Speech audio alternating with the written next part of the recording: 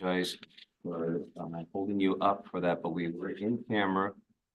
And it was absolutely nothing to do with anything on the agenda this evening. I wanted to make that totally clear.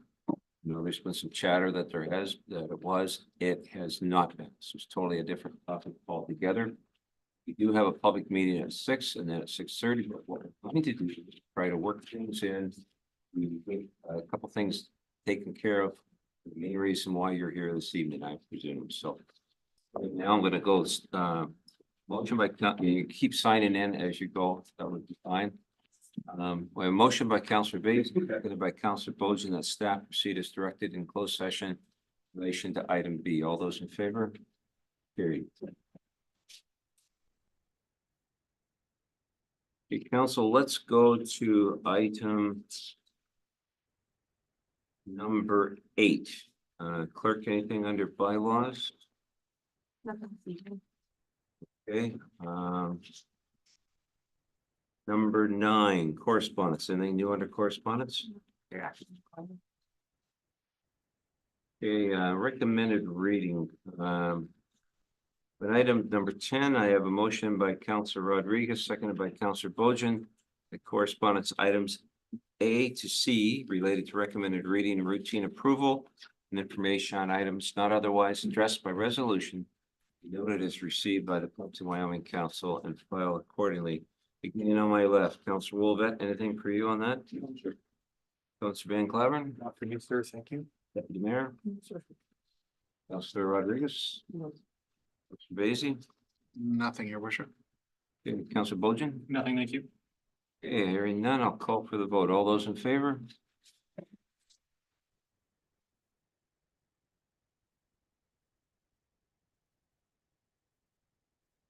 Okay, new business, Councillor Bojan, anything related to planning? Nothing for me at the time, thank you. Councillor Basie? Nothing, thank you. Councillor Rodriguez? Nothing. Deputy Mayor? Councillor Van Claveren? Nothing for me, sir. Councillor Wolvet? No, sir. Okay, declare that order of business closed. Okay, we've got 3 minutes till our first public meeting. The council, you can take a 2-minute break if you want, but we'll be back here to begin at 6 o'clock with the first public meeting. Minutes. We got 2 public meetings, and then we'll be going back to the main item 6.1. Plan of subdivision application. 2 minutes.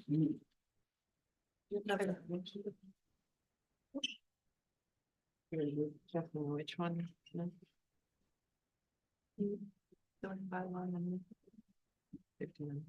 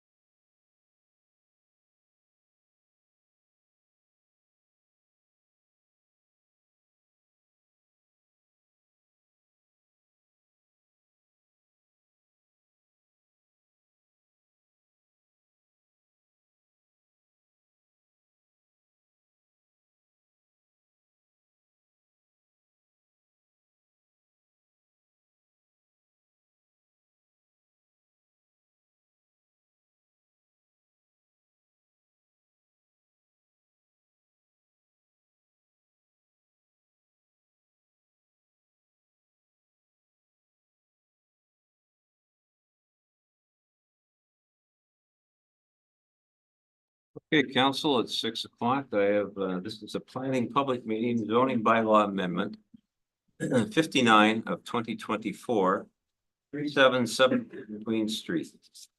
This meeting is being streamed live and recorded for public viewing on the town's YouTube website. Also, I remind you, if you have a declaration of pecuniary interest, to declare it at the appropriate time. The proposed zoning bylaw amendment has been submitted by 3771 Queen Street Incorporated to amend the town of Plympton-Wyoming's comprehensive zoning bylaw 87 of 2003 by changing the zoning of a portion of the land subject to consent B-12/24 and approve severance from the property municipally known as 3771 Queen Street in Kimlaki. The severed portion is proposed to be rezoned from agricultural -2, A-2, to residential -5 or R5 bracketed. It has an area of approximately 891.87 meters square or 9,600 feet square. A width of approximately 24.337 meters or 79.8 feet. The depth of approximately 36.51 meters or 119.8 feet. And is to be conveyed to lands to the north known as 3781 Queen Street as a lot addition. This time, it's my pleasure to introduce our members of council and our staff. Beginning on my left, we have Mackenzie Baird and Lisa Smeekins, our planning technicians.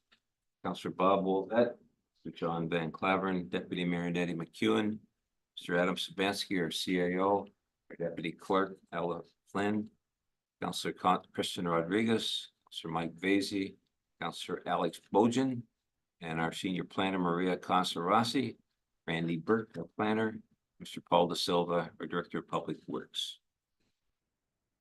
Through the planning technicians, can we confirm the notification process that they were sent out? Yes, we can confirm that notification was sent on what's the date is?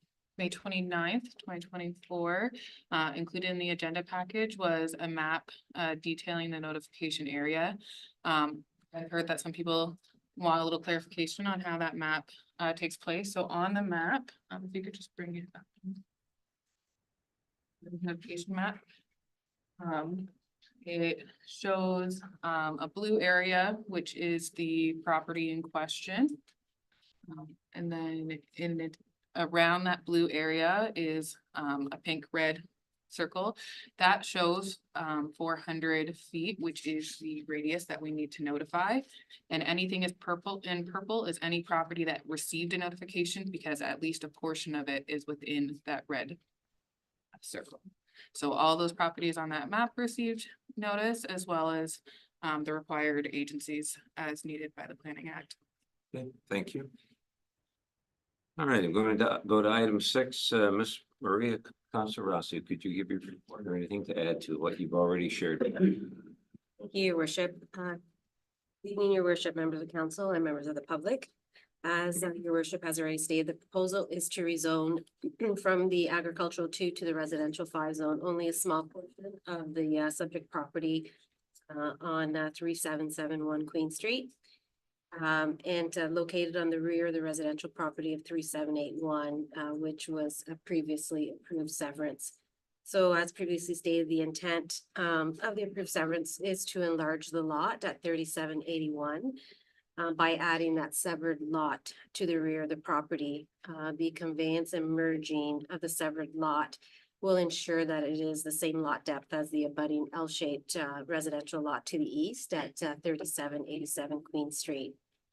The rezoning is also a condition of the application to ensure that the zoning of the approved severed portion is in keeping with the R5 zoning on the 3781 Queen Street parcel. Staff recommends approval of the zoning bylaw amendment application because it is consistent and in conformity with the provincial policy statement, the county and town official plans, and represents good planning. We did receive some comments, agency comments at the, once the application was circulated. No concerns were noted from the County of Lambton Building Services Department, Enbridge, and the St. Clair Region Conservation Authority. I open the floor now to for questions. Thank you. Mr. Santini, you're the Agents? I think this one's pretty straightforward. I don't think there's anything to add unless there's any specific questions. Planet,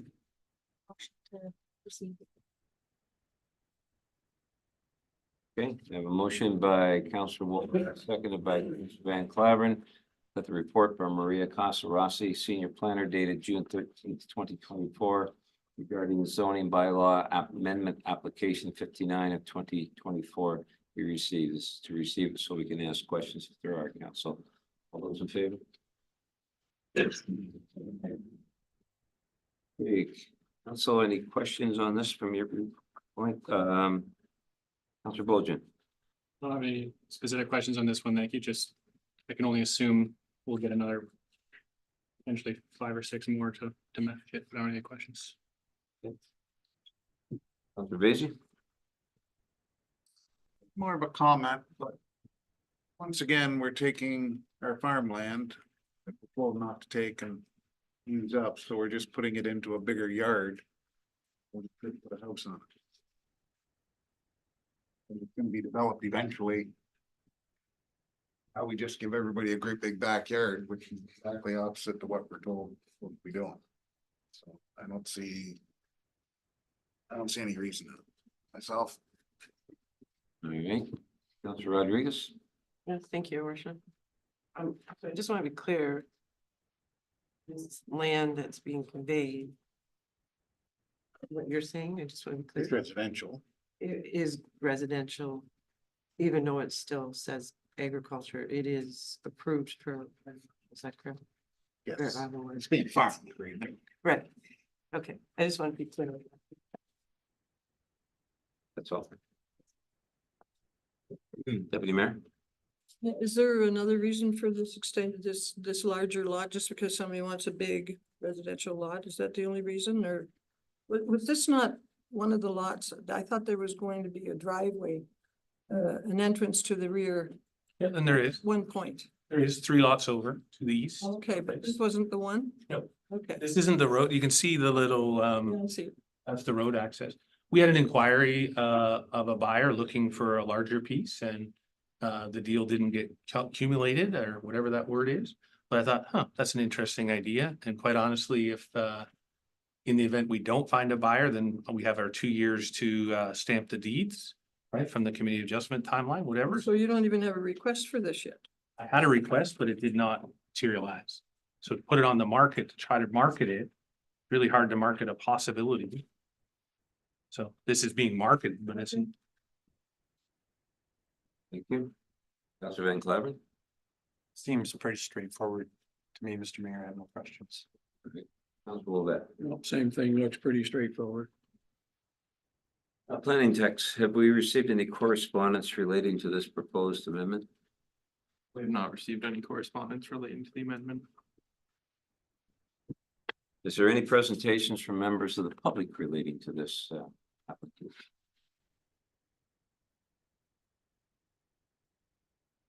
Hearing none? Further questions from council, or is everybody satisfied? Okay, I have a motion by Councilor Rodriguez, seconded by Councilor Vacy.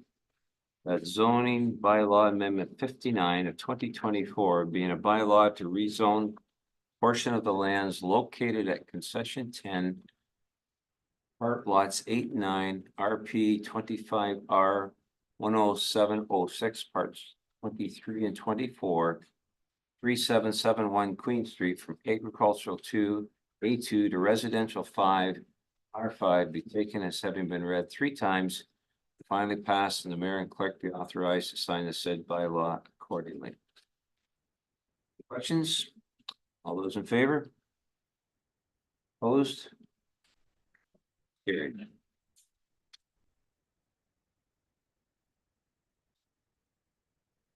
Motion by Councilor Bojan and seconded by Councilor Vacy that this public meeting be adjourned. All those in favor?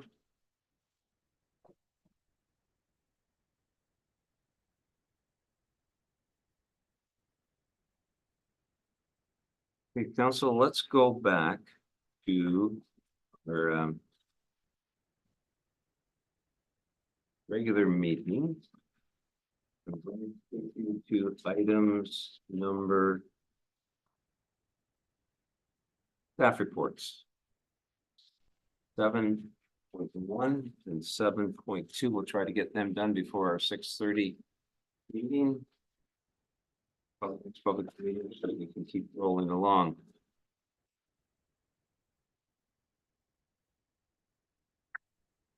We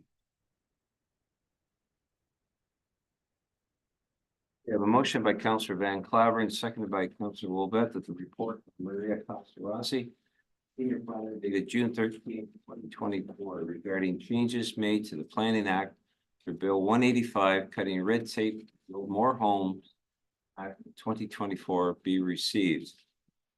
An opportunity to review Ms. Costa Rossi's report. Ms. Costa Rossi, do you have anything that you'd like to share or add to that report at this time? Thank you, Your Worship. No, unless there's some questions. I can provide certainly the highlights of the report if you wish.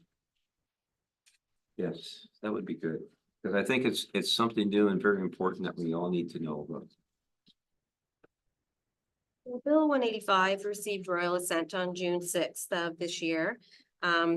In the province's latest efforts to remove barriers to reaching their goal to create 1.5 million homes by 2031.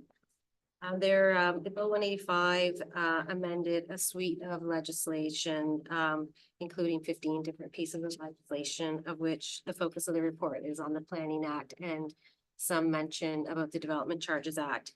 So third-party appeals for official plan, zoning bylaw, and their respective amendment applications have been eliminated.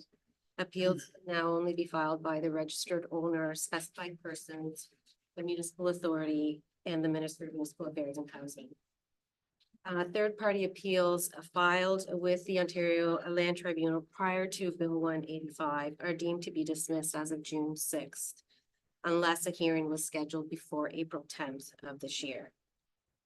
The definition of specified person has also been expanded to include some additional agencies, including NAV Canada, airport authorities, and some agricultural and environmental compliance permit holders located with sites within the 300-meter distance. Application fee refunds for zoning bylaw amendments and site plan approvals not rendered within specified timeframes has also been repealed. Refunds continue to apply to applications filed before June 6th.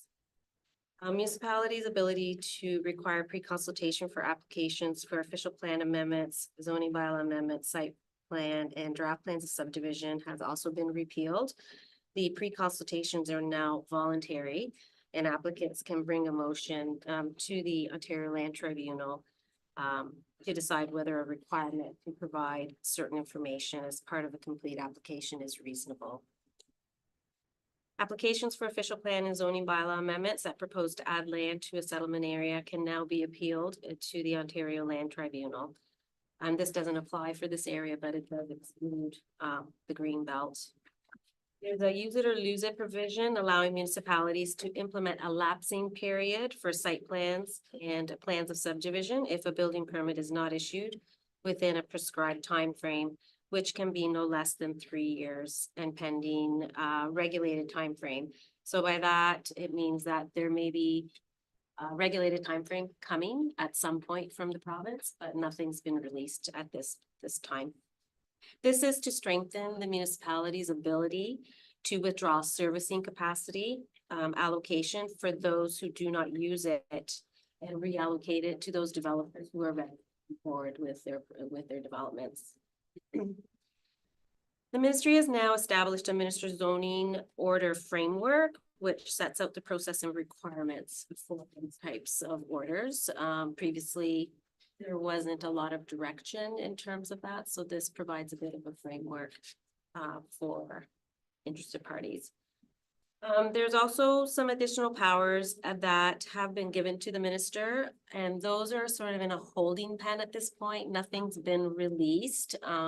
In terms of that, it's just a placeholder basically.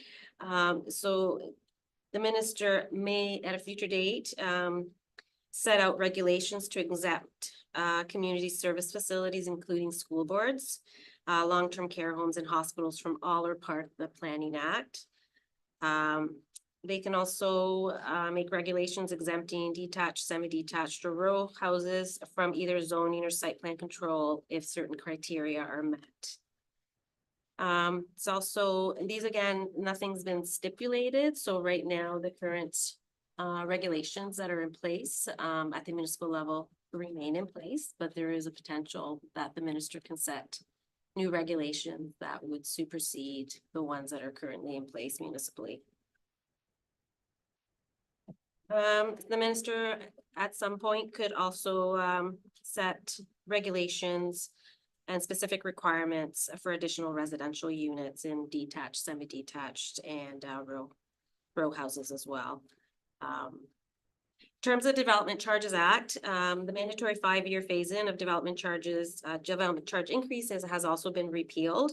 Phased-in rates continue to apply to development charges imposed between November 28th of 2022 and June 6th of this year.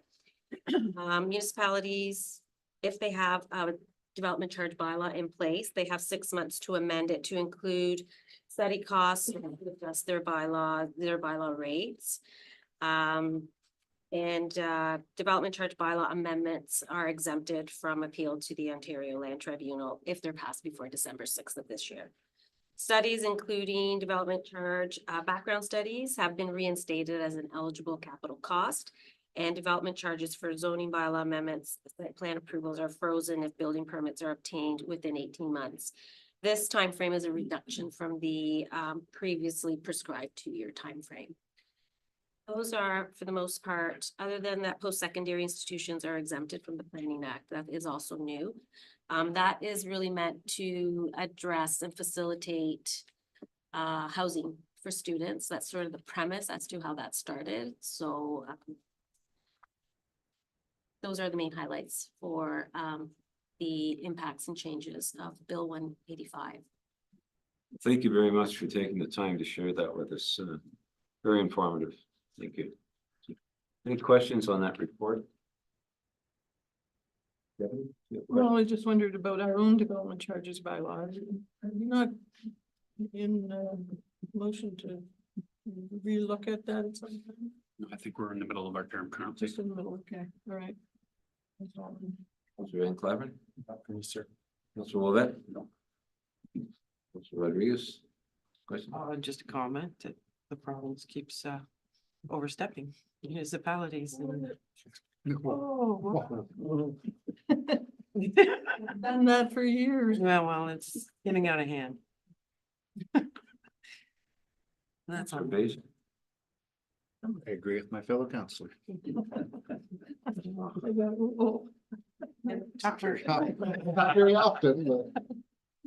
Councilor Bojan? I think I just have one question, just going back to that. So since we have a time frame here to adjust our DC bylaw because of making changes and then clawing it back, can we still do a DC exercise here before that December 6th deadline? Like, do we have the ability to look at it at least? I presume we do. It have to determine what would be required in carrying that out. Councilor Rossi? I believe that the current bylaw doesn't address the 5-year phased-in component, so the amendment to the bylaw is reflective more of that is our understanding in planning, that it's more reflective of if a bylaw was passed at the time that the change was introduced in terms of the phasing in of the 5 years. But if there is no bylaw in place in the municipality to that effect, then that if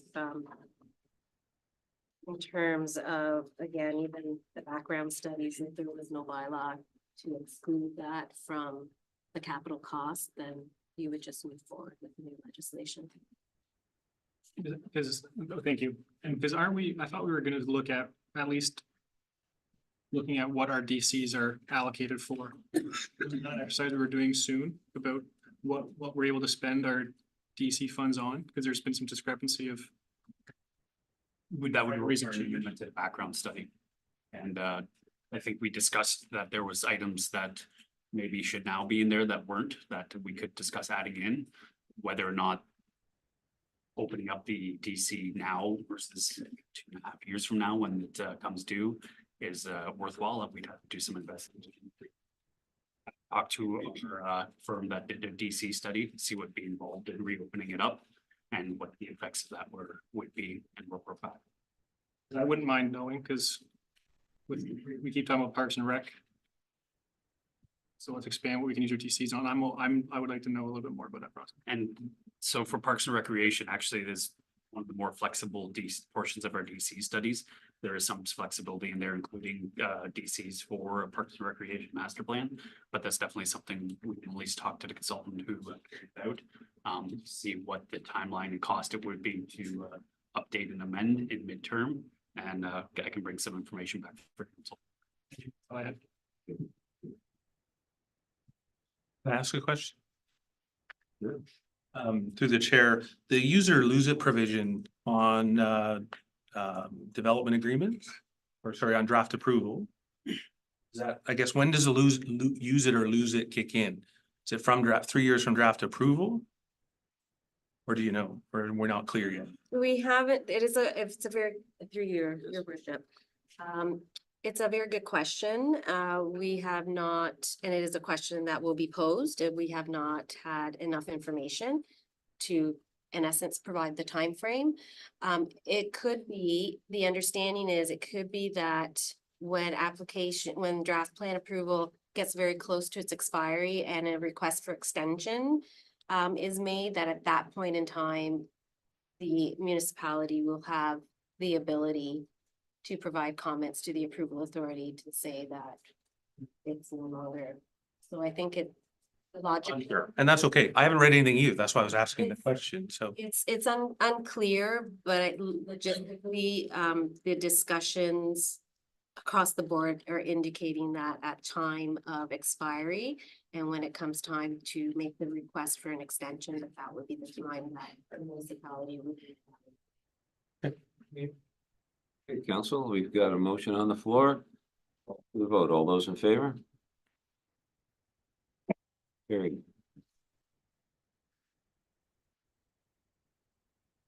Okay, let's go to item 7.2 on your agenda. We have a moved by Councillor Vasey, seconded by Councillor Rodriguez, that the report by Mackenzie Baird, planning technician, dated June 17th, 2024, regarding assumption of 8168 Hillsborough Road subdivision plan 38P 1805 be received in that bylaw 77 2024. Approved by council and taken, it's been read 3 times, finally passed by the mayor and clerk. I sustain said by law accordingly. Baird, anything you need to add to your report? I have nothing to add to the report. Any questions of Mr. Baird, Councilor? Councilor Vasey? Just one, it's about Josh's report. I understand he's not here, but what he's got in here that generally all the deficiencies have been met. That means they're not all. Yuri De Silva? Through your worship, I think that's just a term he used. We were out there several times to make sure that all deficiencies were corrected. Generally, they're correct. thank you. Go ahead. Okay. Councilor Bojan, anything from you? Nothing further, thank you. Mr. Rodriguez, anything from you? Deputy? Yeah, so those generally. What deficiencies might there have been that he had to meet? Silva? And through your worship, I believe there was a little bit of infiltration through some of the manhole lids that were raised and fixed. That was one of the major things. So everything's smooth now and the road's nice and it's not, hasn't got speed bumps in it or anything like that? That was, Mr. I Silva? believe it, I think you're talking about Queen Street. No, I know That's Queen fine. Street. No, the road. is good condition. Okay, thank you. Yeah. Councilor Van Claveren, anything from you? Nothing for me, sir. Councilor Lovett? No, straightforward. All those in favor? Carried.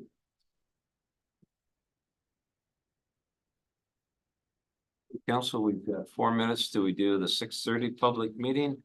Once that's done, we're gonna jump back to item 6 on our agenda. And I will warn everybody, we will be taking a break from that to get into our next public meeting, coming right back to it. We've got, council, if you need a personal break, you've got 4 minutes. So we're doing numbers.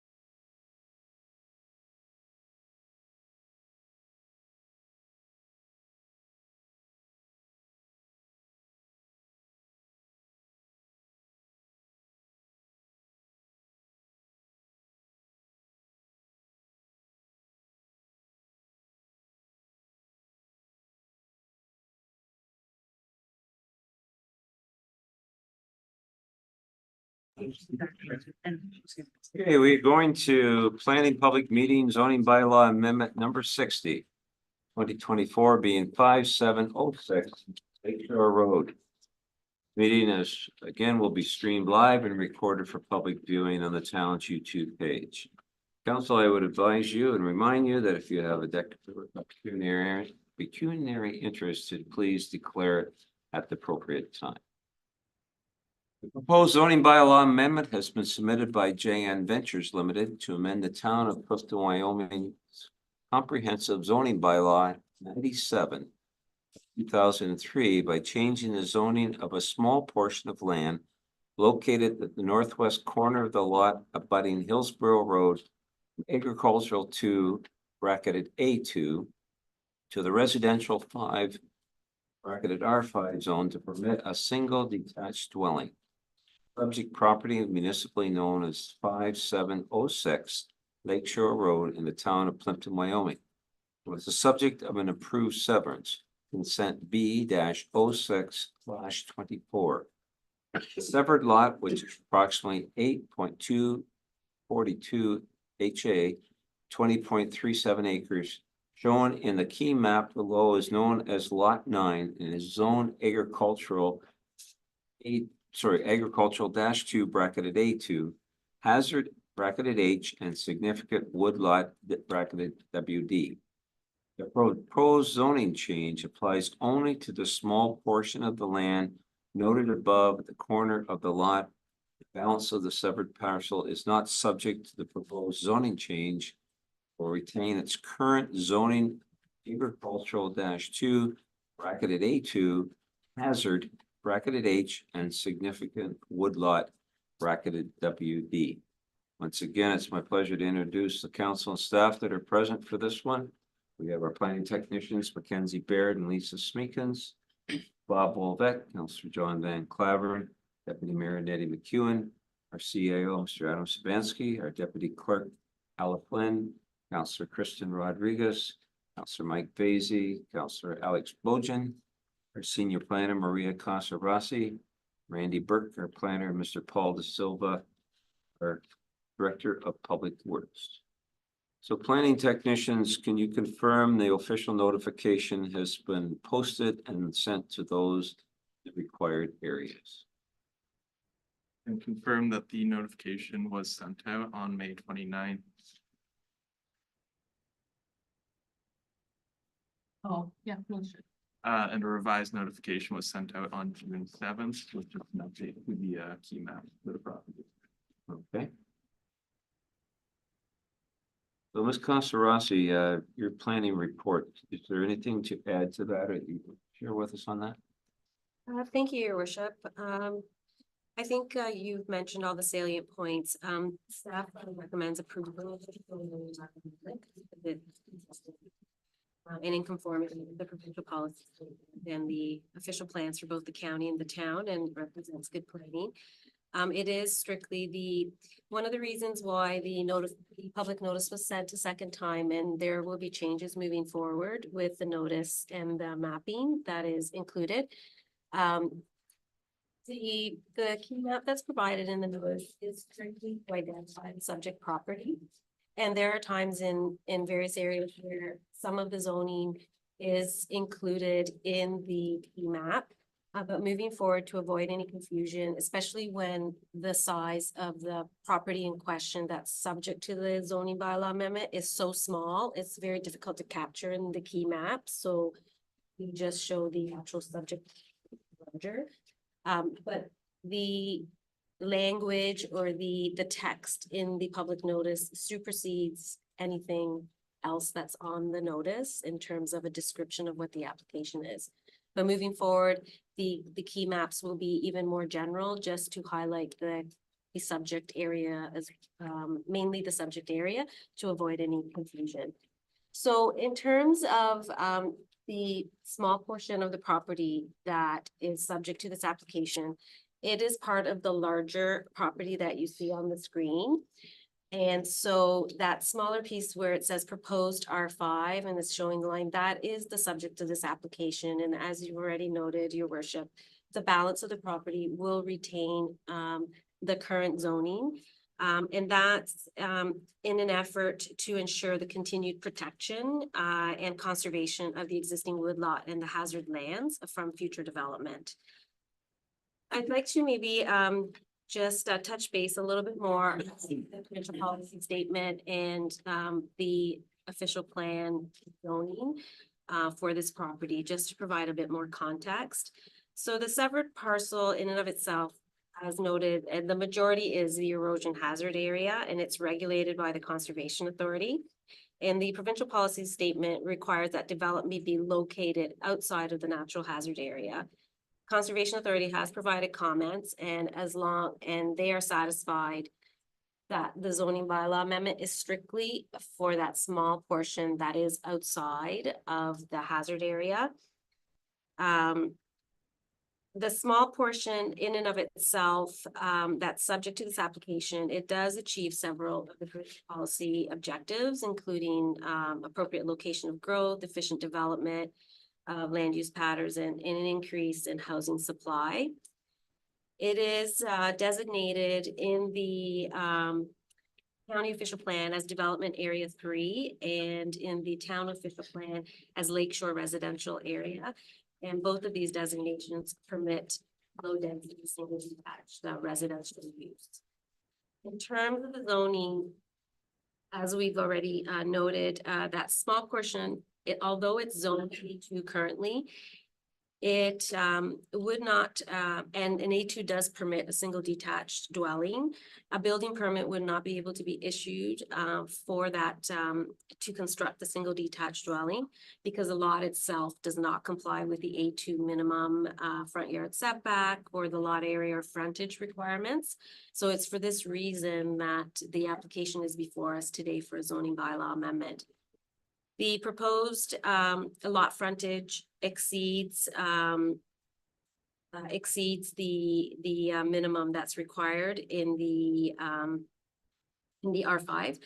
And the front yard setback and the side yard setbacks as noted in the building envelope, which was attachment 2 in the report. Those comply with the R5 zone regulations. So no negative impacts are anticipated with the proposed zoning bylaw amendment for either the surrounding uses or the abutting hazard area. There is sufficient building envelope based on the drawings submitted for construction of a single detached dwelling outside of the erosion hazard area because the building setback in and of itself is set back to 15 meters from the top of bank. So the application was circulated for comment. We did receive comments. Building services for the county and Enbridge have no concerns. And Conservation Authority, as previously stated, no comments because it is also their understanding that the changes that are being proposed do not affect the hazard area. So we can move along, we're going to go to council. We have a motion by Councillor Basie, seconded by Councillor Rodriguez, that the report from Maria Casarasi, senior planner dated June 14th, 2024 regarding zoning bylaw amendment application 60 of 2024 be received. Council, so we can move this forward. All those in favor?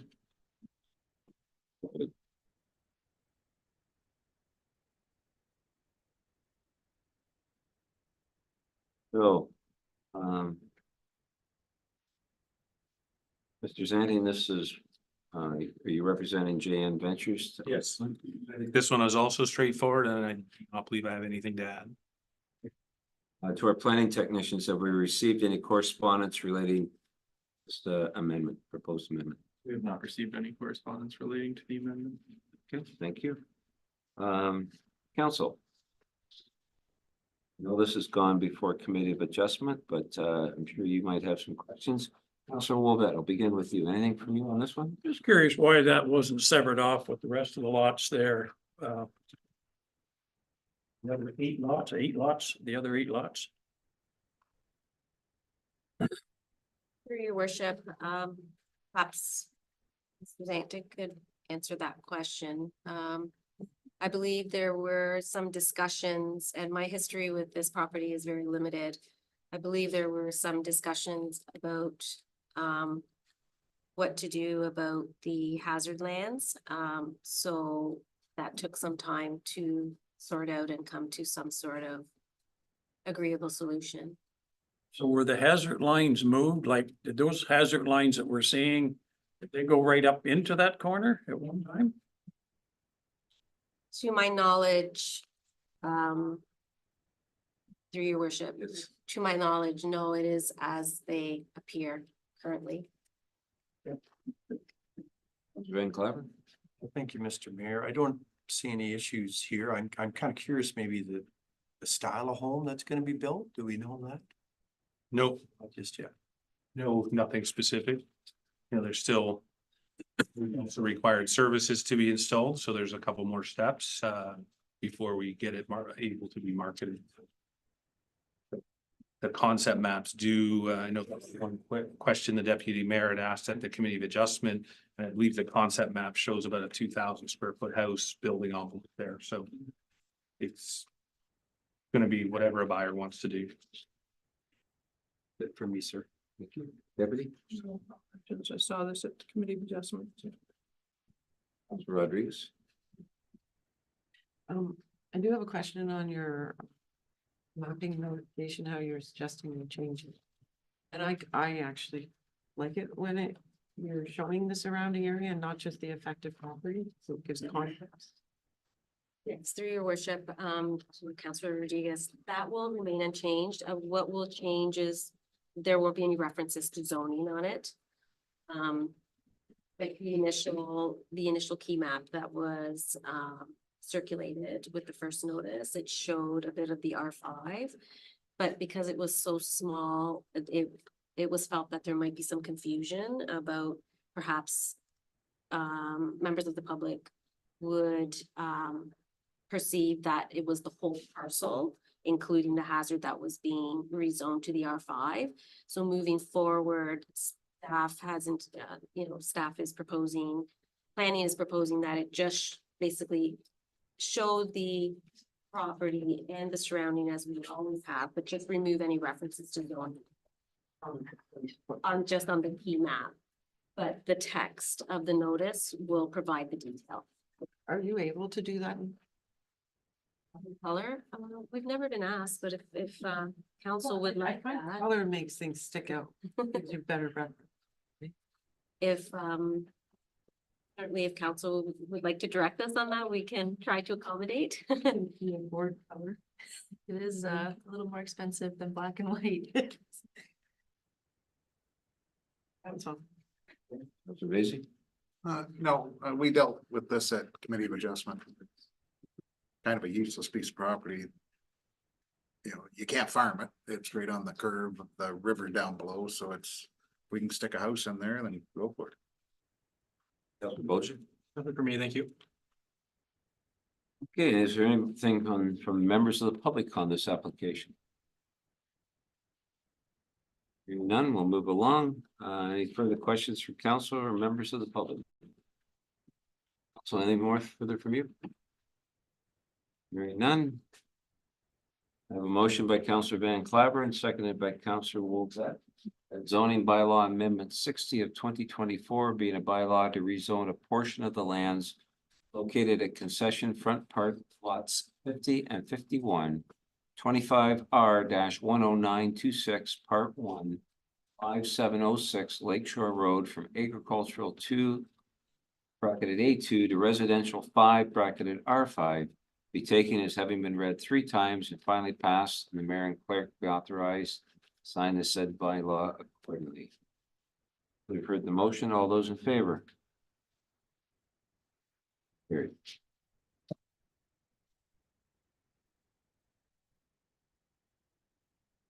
Councilor Rossi, I'm looking for you for guidance for this on the explanation of the appeal period. Do we still read that with the new changes?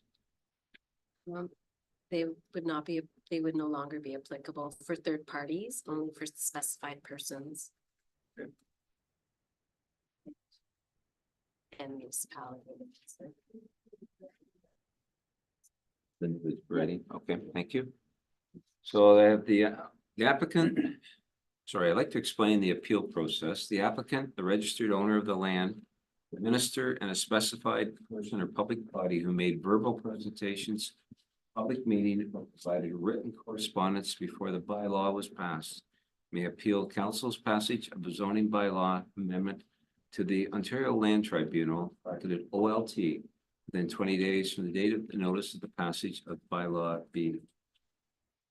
is given. So I have a motion for adjournment by Councillor Bojan, seconded by Councillor Rodriguez, that this public meeting is adjourned. Those in favor? Carried.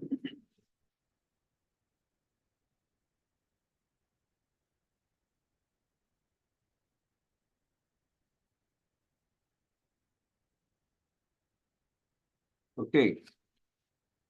We have, folks, I'm gonna give you an option because I appreciate your patience in being here. We have one more public meeting in 15 minutes. If we start into the discussion on 6.1 on the planning of zoning bylaw of 38T, we are gonna have to stop. Are you comfortable? And I do appreciate your patience for sitting here.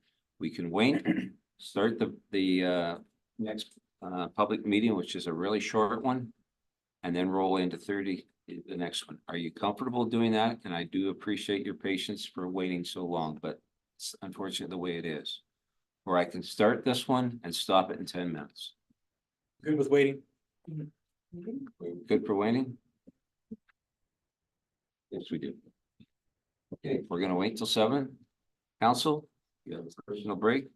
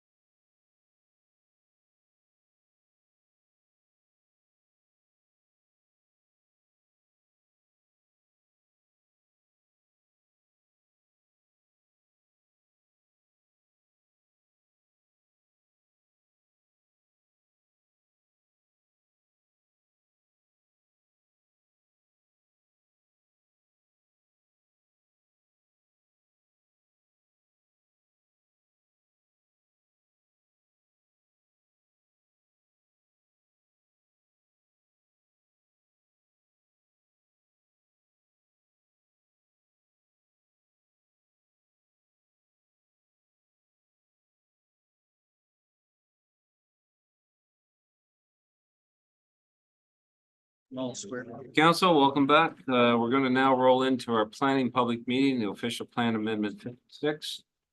This meeting will be streamed live and recorded for public viewing on the town's YouTube page. So I remind you once again, if you have a viewing area interest, to please declare it at the appropriate time. The purpose of the meeting this evening, proposed official plan amendment, which would amend the town of Plympton-Wyoming's official plan to redesignate the northern portion of the subject lands legally described as part lot 15 in session 1 from mixed commercial / industrial to residential to facilitate the development of rental townhouse units. Once again, it's my pleasure to introduce our council and staff, Mr. Mackenzie Baird and Lisa Smeekins, our planning technicians, Sir Bob Wolvett, John Van Clavern, Deputy Mayor Nettie McEwen, Mr. Adam Sabansky, our CAO, Deputy Clerk Ella Flynn, Councilor Kristen Rodriguez, Councilor Mike Vasey, Sir Alex Bojan, Senior Planner Maria Casarasi, our planner Randy Burke, and Mr. Paul Da Silva, our Director of Public Works. So planning technicians, can you confirm that notification was sent to the neighboring properties within 120 meters of the subject lands posted on our site and emailed to the required agencies? We can confirm that notification was sent out on June 4th to the front page. Thank you.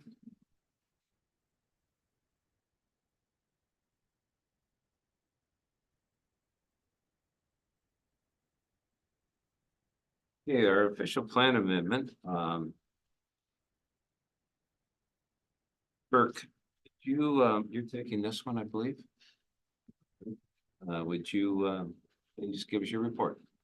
So thank you, Your Worship. So yes, the official plan amendment will redesignate the northern portion of the subject property. So just for clarification, it's just this area here.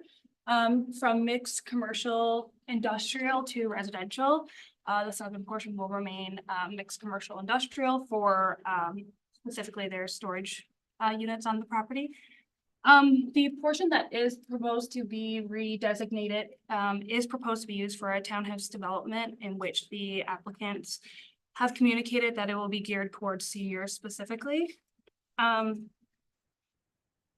So in the County of Lambton official plan, the property is within the urban growth boundary, specifically as urban center, which does have a focus of growth and development in the area. And it also does state that as long as it can be on municipal services, they did provide a functional servicing report, which did ultimately determine that there could be full services on the property, but there were comments from Public Works that stated that it will need to be looked at further once we get into, they will require the development amendment and site plan amendment.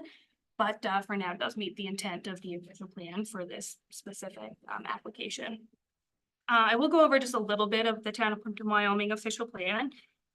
So the town OP does state that lands designated within the mixed commercial industrial area shall not be redesignated for non-employment lands unless it is essentially justified. The applicant did provide a planning justification report, and in that there was a residential land need study, ultimately finding that there was an increase in the projected population than the numbers from the County of Lambton, and also noted that mixed housing types in the town of Plympton-Wyoming are justified. This was deemed appropriate, and it is further discussed in the report. If you're looking for more information. The town OP also states that the property is surrounded by kind of various land uses. So this is mixed commercial industrial, there's agricultural on the back, and then this is residential as well. Although residential is a more sensitive land use than necessarily mixed industrial commercial. As mentioned, it will need to go through other planning processes such as site plan, where things such as buffering and mitigation strategies will be put into place and will be a focus kind of that process as well. This is still very early in the development for the official plan amendment, so will be addressed down the road. In the zoning bylaw, they are zoned mixed commercial. Again, they will need to go through a zoning bylaw amendment as well as a site plan, so there is still more to come. So as the application continues to go through those planning processes, more information will be included, but not limited to, full concept site plan. Right now, I've actually, provided is conceptual in nature through the official plan amendment process, and will become more once we get into zoning as well as the plan. More information about the servicing and buffering mitigation. However, overall, it is deemed to be necessarily intact with the policies, the planning policies today. So we are recommending approval, and I'm available to answer any questions, and the applicant and consultants are here as well. Also, so I can move this forward, I need somebody to move second to this application. Motion, I should say. Nobody's done it. Second.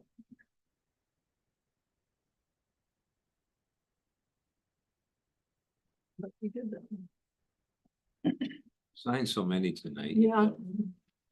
Moved by Deputy Mayor McEwen, seconded by Councillor Van Claveren, that the report by Randy Burke, planner dated June 13th, 2024, regarding the official plan amendment 56 to redesignate the lands legally known as part of Lot 15, Concession 1, town of Plympton, Wyoming, from mixed commercial, industrial to residential, to support the future developments of townhouses on the property be received. All those in favor? Carried. Okay, thank you, council. Next, I'll go to the overview of the proposal by the applicant or his agent. Mr. McGuffin, are you representing the agent this evening, or what are you on this one? I am, your worship, but I've also got with me one of my planners, Martha Paluch, who's here. I'll let her take over in terms of preliminary comments, but I would ask that if there are any comments that arise from the public, if we'd be given an opportunity to respond. Yes, most definitely. Thank you, Your Worship. Good evening. My name is Martha Paluch. I'm an intermediate planner with Monteith Brown Planning Consultants. As Jay mentioned, we're the agent for the clients, Roger Burma and Lisa and Kevin Tizard, for the subject property. So the subject property, Randy gave a pretty good overview. It's proposed to be developed for 20 ground-oriented senior units, rental units in the town of Plympton, Wyoming. The FSR, the functional servicing report, as Randy mentioned, was completed. And it does seem like full services will be able to be provided to the site. Specifically water, storm and sewer. But however, further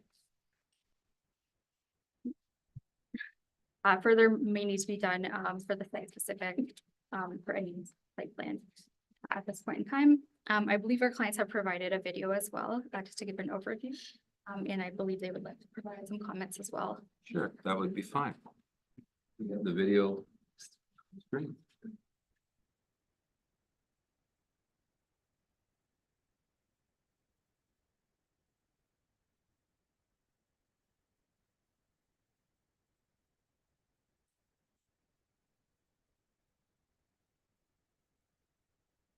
Commentary along with.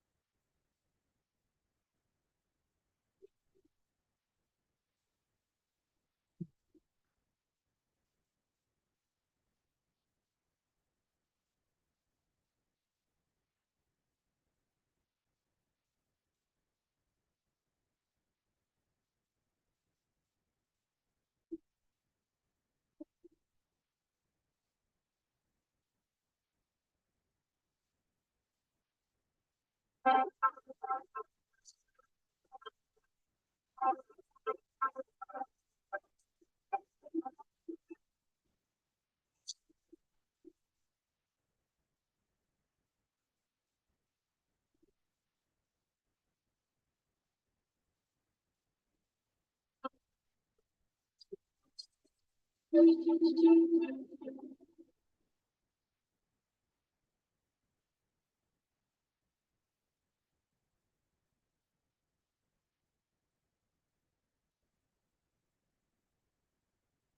if I may, I'm Roger Burma. My wife and I joined up with Kevin and Lisa and this project probably 3 years ago, maybe. And when we did, we had looked at the property. So this is just an example, what we just saw of 13 units. Is it 13 units that they've built about 4 years ago in Elvinston? So what we're proposing is something very similar to this. It's single floor bungalow style with a master, two washrooms and spare bedrooms. So it's kind of perfect for senior or retirement where, you know, they have their own kind of space, but also an extra room for the grandkids coming over or whatever. So yeah, essentially this is kind of just conceptual, but it is actually their properties that we just saw a video of, but it's very similar to what we're proposing just in Wyoming here. So. Okay. I liked your wording dealing with seniors. You're very. He's looking in that direction. Glad he was. I'm trying to make eye contact. All right, thank you very much. Is there, our planning department is, or to our technicians specifically, we've received any correspondence relating to this proposal? We have not received any correspondence relating to this proposal. Okay, thank you.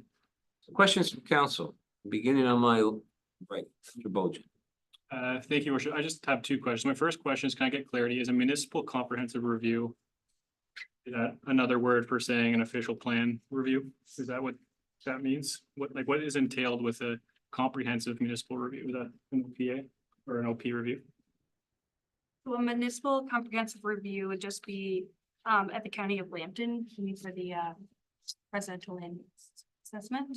Yeah, so it would be an overview of technically the official plan of the county of Lambton. However, through discussions with my understanding of on the file as well, this was deemed appropriate for what was being used today, just because it is already inside the growth boundary. And then the town of Plympton-Wyoming official plan just mirrors what the official plans in that says in that sense. So we deemed what was provided appropriate. Because I fully support this type of housing in residential areas. We need it. We all acknowledged it.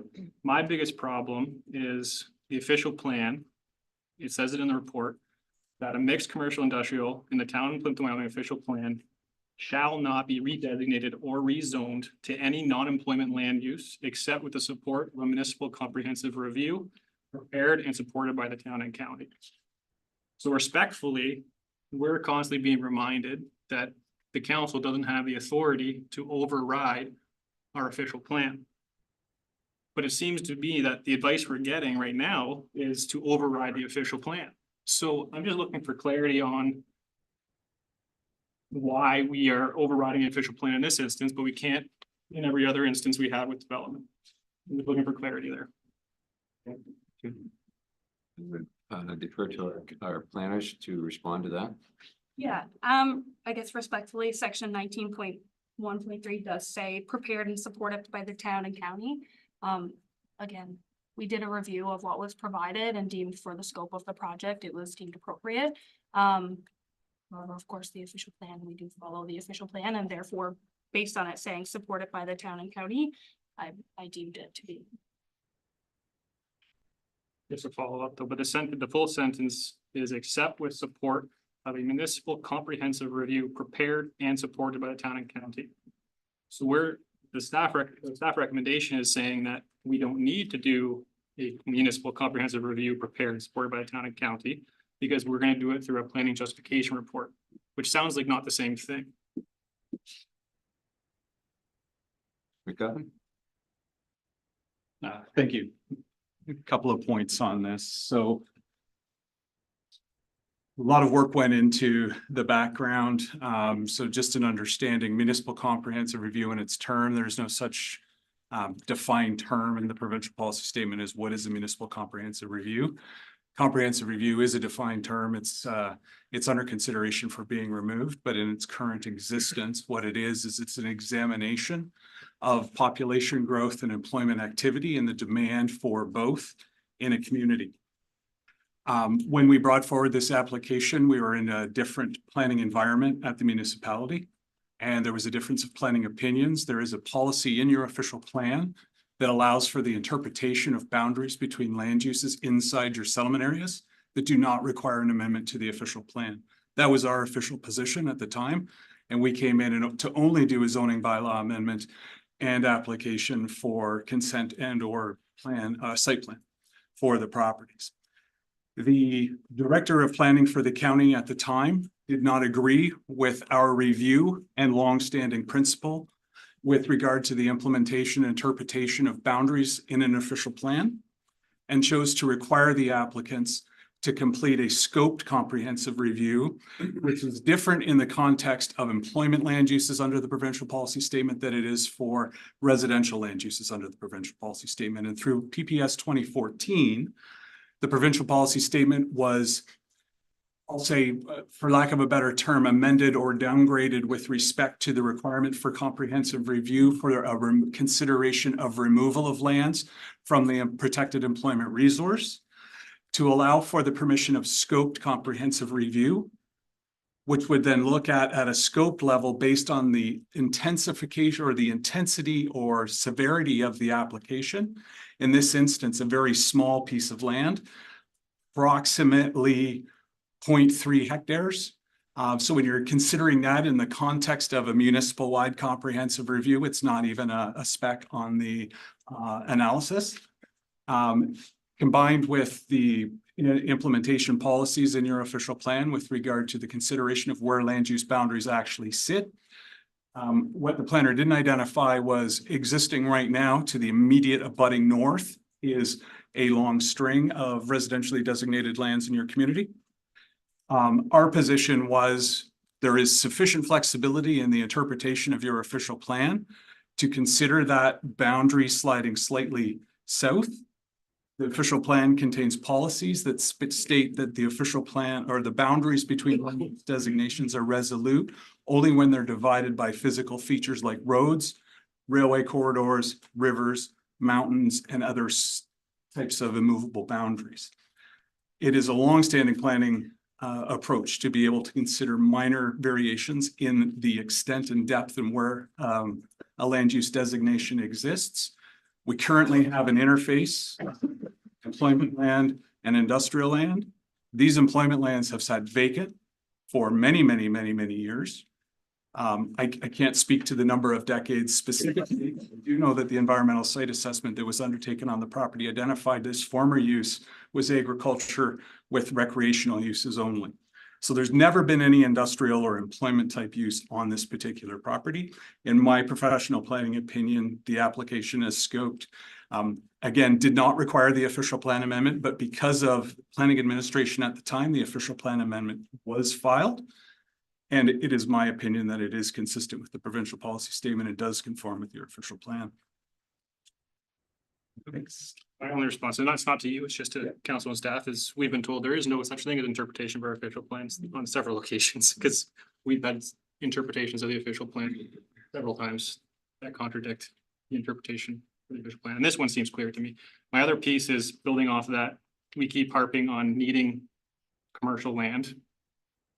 And this is, correct me if I'm wrong, this is zoned and tax rated to commercial land. Correct. We're taking that out. And I have no issue. I love the design. I love all of that. It's on a commercial property, tax for commercial, and we're trying to diversify our tax base with commercial property. That's all I have to say. Thank you. Councilor. Councilor Basie. I've got nothing at this time. Councilor Rodriguez. Yes, he kind of stole my thunder too, and I'm totally in agreement. We've stated many times we'd like to see more mixed-use housing. I appreciate everything you stated up there, but in my opinion, respectfully,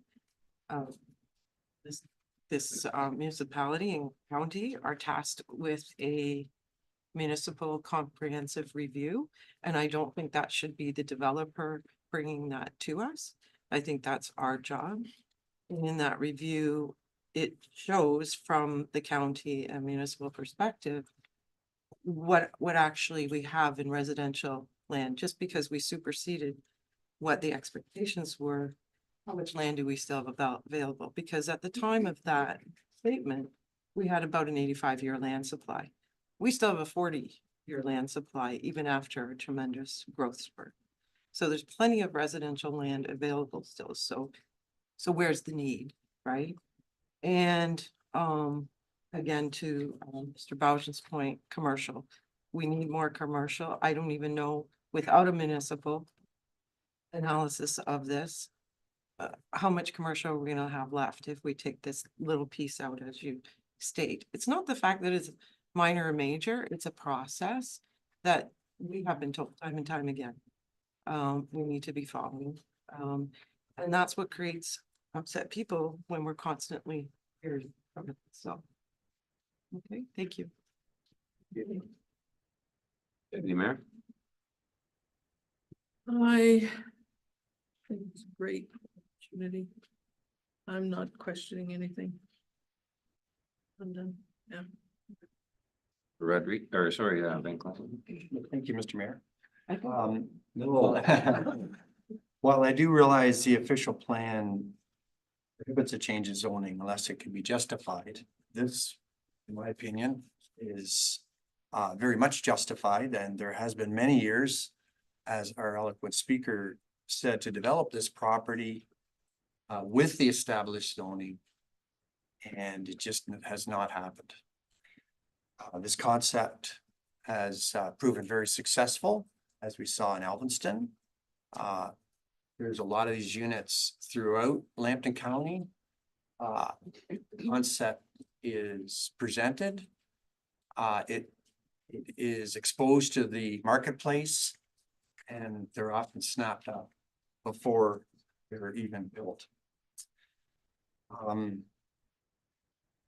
They're attractive, needed, and I say go for it, or they change their mind.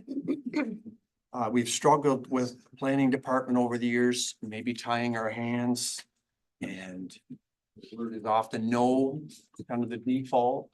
And delays are brought up, and maybe some roadblocks constantly. What a breath of fresh air to hear encouragement from the planning department. This is what we've been asking for. This is what our planners, our developers, people with ideas, they want to do things with their property, they want to create things, they want to build things, and we make it difficult.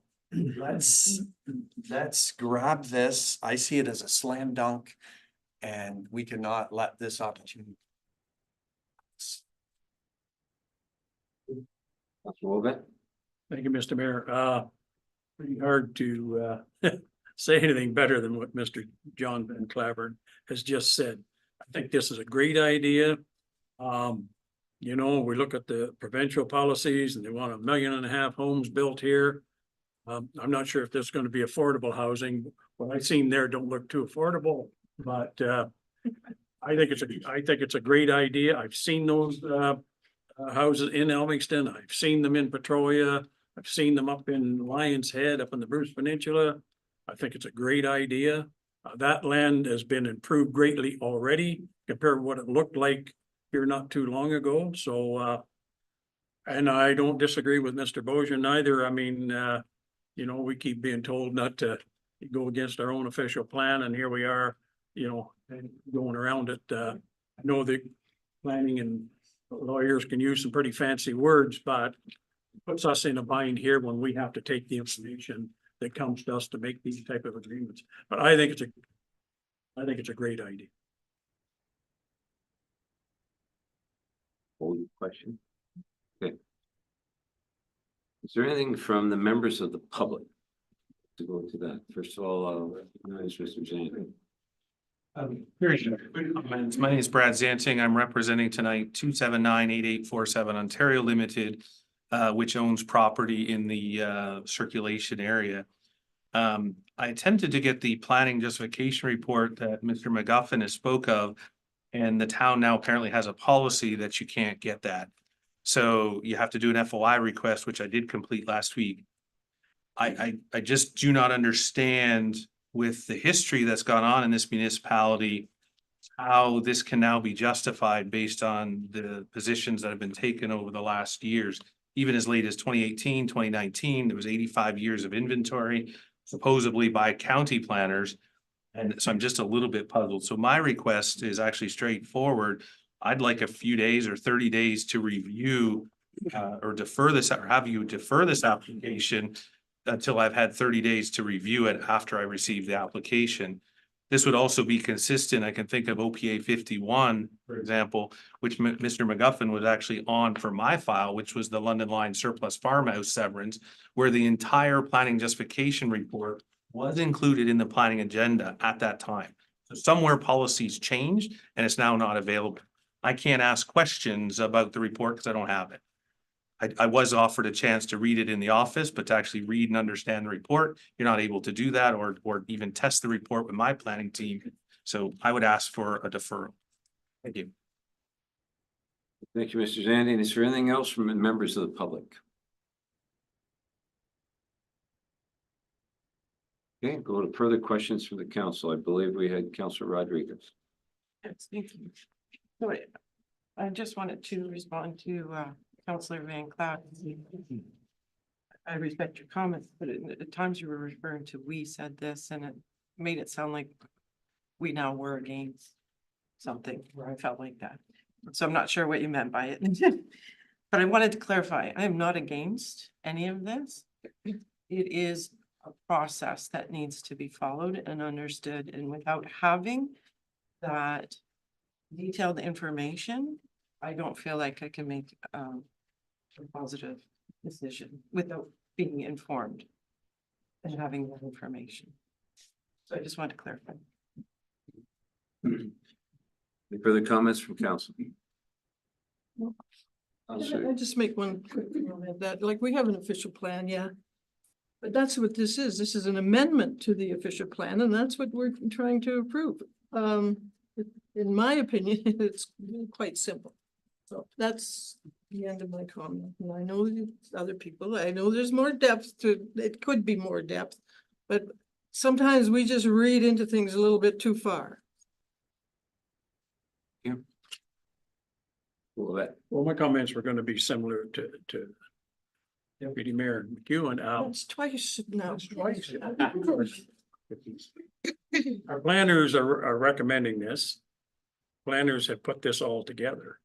And that's where we take our information from. Now, all this official plan stuff. Like you two are sitting there.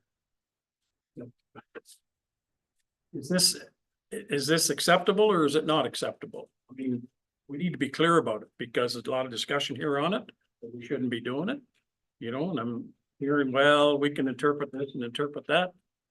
Once again, this is how we make our decisions, so we have to have accurate information here. So we need to confirm here tonight what's accurate and what's not accurate. And then Mr. Zanting's request here,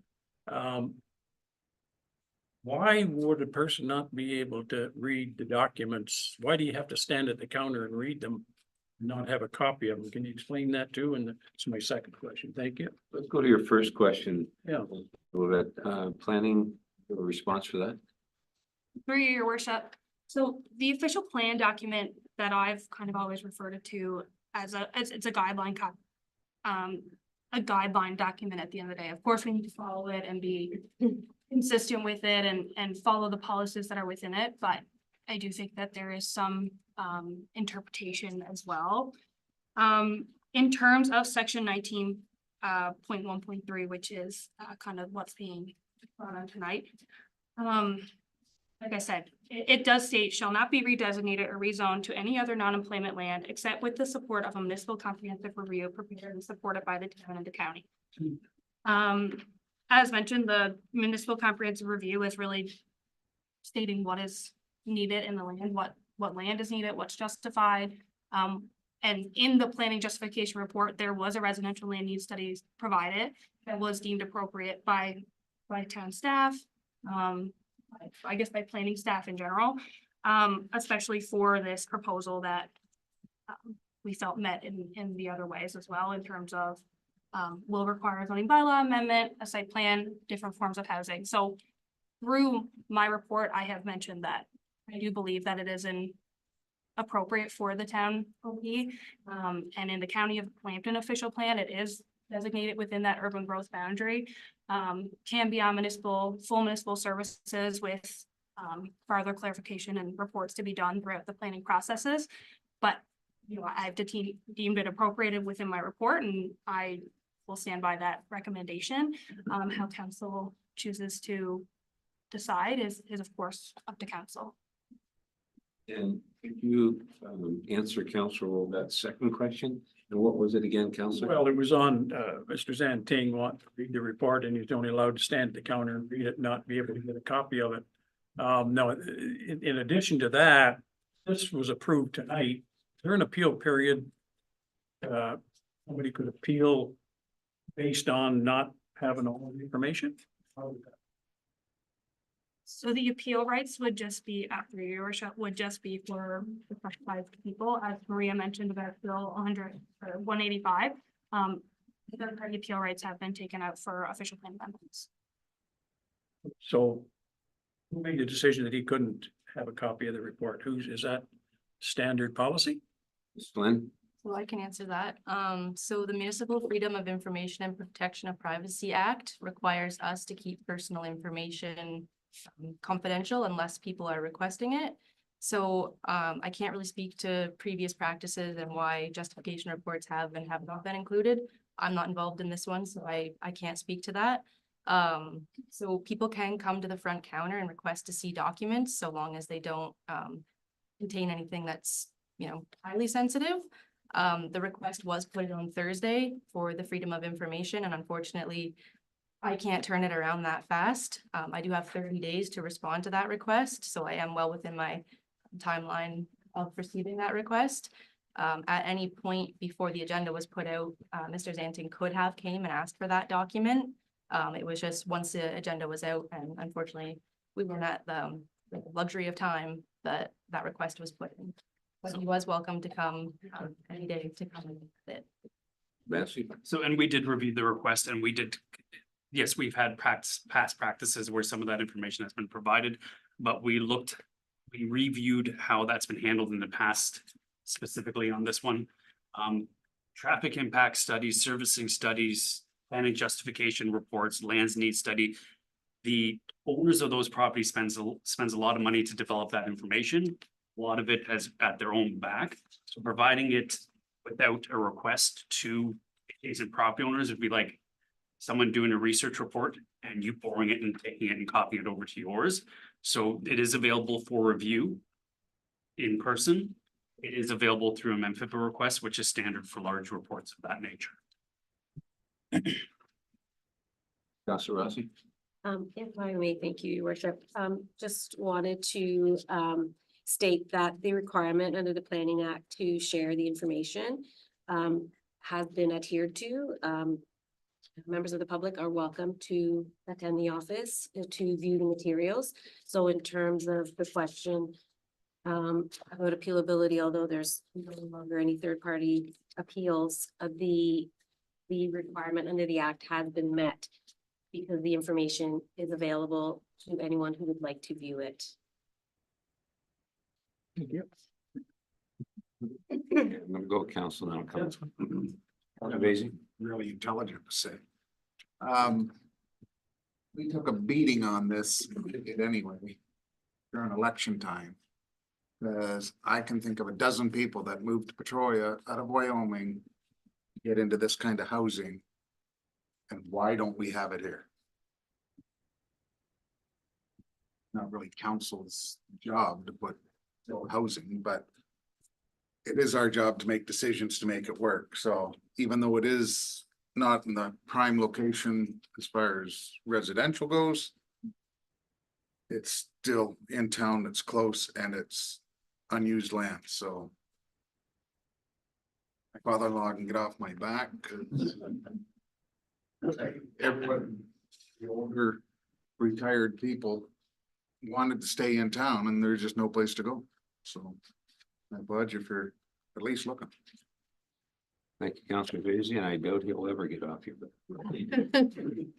Councilor Bellion? Thank you. Yeah, and I agree. I agree. We need to find, council can find a way to try to incentivize through whatever process are in place to try to get this type of housing built. I'll leave it with a rhetorical question because I know we haven't gotten to the main part of this meeting tonight. South of that is all the same.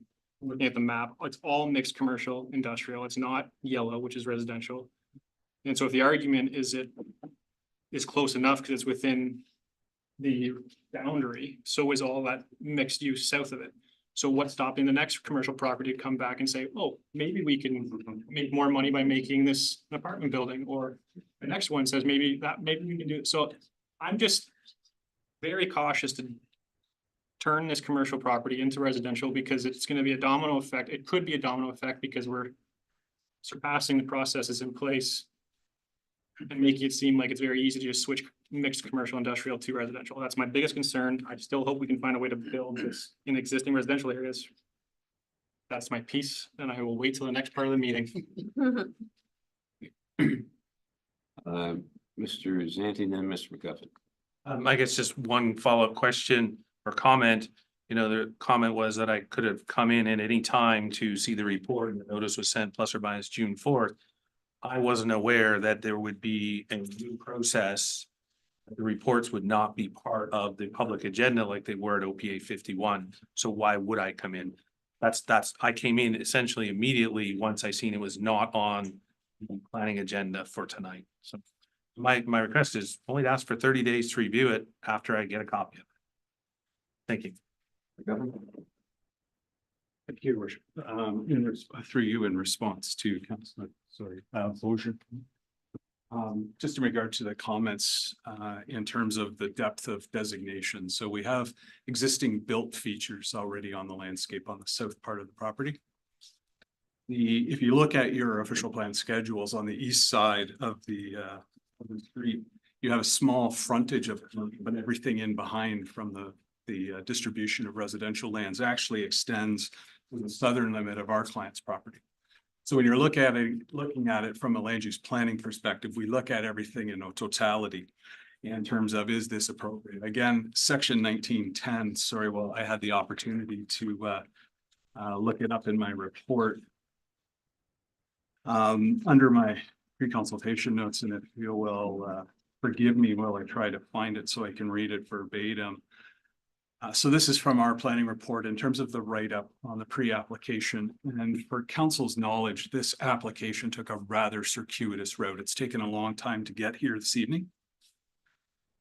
And at the time that the request for pre-consultation meeting was held, our client was considering, as I mentioned, filing both a draft plan of condominium and zoning bylaw amendment applications concurrently, with the understanding that flexibility in interpreting land use boundaries provided by your section 1910 in your official plan.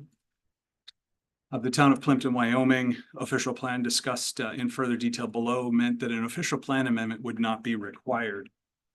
Following my meeting with your then director of planning at the county, in a response back to me through your previous planner at the municipality, Miss Martin, I believe her last name was, I received an email that told me that because there were property bars on this property, that the interpretation at the county level was that that constituted the test of an immovable feature, be it a road, a railway, a hydro corridor, a mountain, a river, or a lake, which would traditionally be utilized. We filed the application under protest. The application was not accepted as complete at the time by the county, and there was a change in staffing. After the change in staffing, we were approached by the municipality with regard to opportunities for residential intensification and housing programs at the federal level that were being undertaken. And our client was requested to bring forward the application. We met with the county to scope requirements for the complete application. And Councillor Rodriguez, appreciate all of the comments that you made. They resonated very well. I do understand them. I am equally as frustrated on this side as you potentially are on your side. Because I've been representing a client in good faith in your community for more than 3 years, trying to get an application moving forward.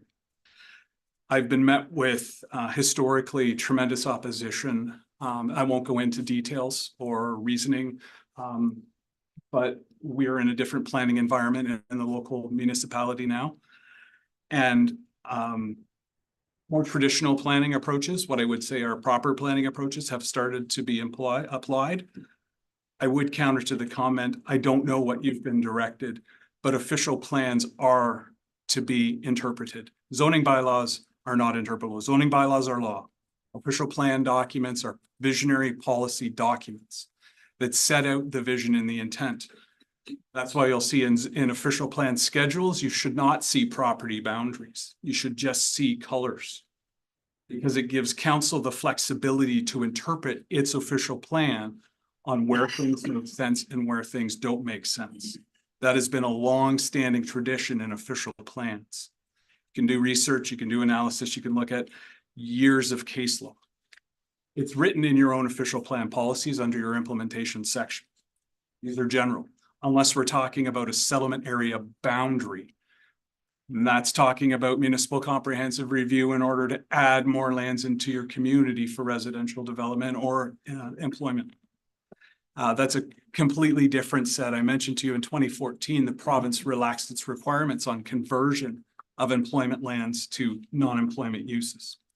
In fact, the ministry will tell you that if you are going to consider prior to making a boundary expansion or including additional lands, you have to look at your underutilized employment land uses. Where this one is particularly sticky is it's not only employment lands as protected by the provincial policy statements, but it's commercial land. So it runs a dual designation in your official plan. But you do have the ability under meeting the test of comprehensive review to scope the comprehensive review. Our application was accompanied with a planning justification report that includes an entire section on the land needs portion that is articulated in the requirements under current PPS, where your official plan looks to get its direction on what is required for that comprehensive review. So in my submission, we did do the requirements for the comprehensive review at the scale and scope that was being requested in this particular location at this site for this use.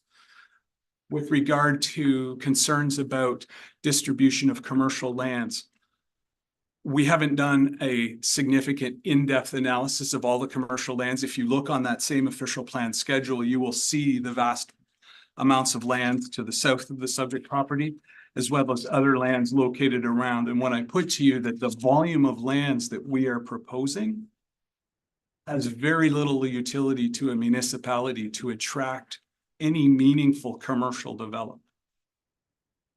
I'll go back for many, many decades, those lands have sat vacant. Anyone at any time as of right could have come in and developed those lands.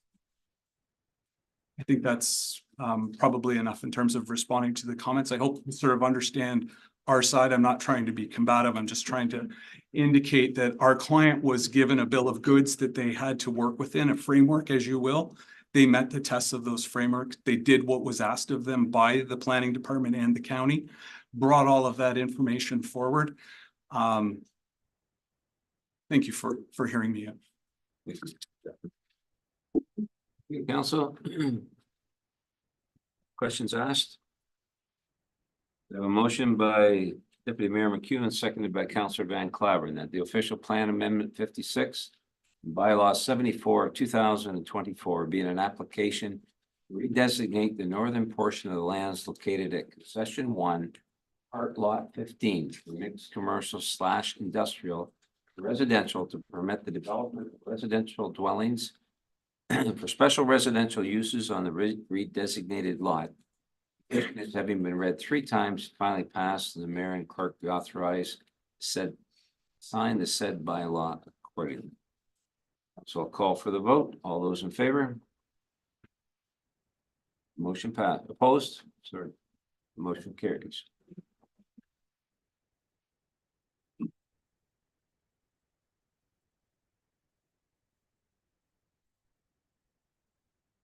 A motion by Councillor Wilbet, seconded by Councillor Van Claveren, that the public meeting be adjourned. All those in favor? Carried. Okay, so that public meeting is closed. And now, council, we're going to, oh, sorry. I have one thing I forgot to read, keep forgetting, so apologize. Before we close, I have to read that the applicant, the registered owner of the land, the minister, and a specified person or public body who has made verbal presentations at a public meeting by the written correspondence before the plan adopted may appeal the council's adoption of the official plan amendment to the OLT within 20 days date of the notice of the decision of the plan is given. Now the meeting is adjourned. Okay, council, we're going to go back to 6.1 of our agenda. Those If that are- anyone who is leaving hasn't found the attendance. Thank you. Next one, Jake. Okay.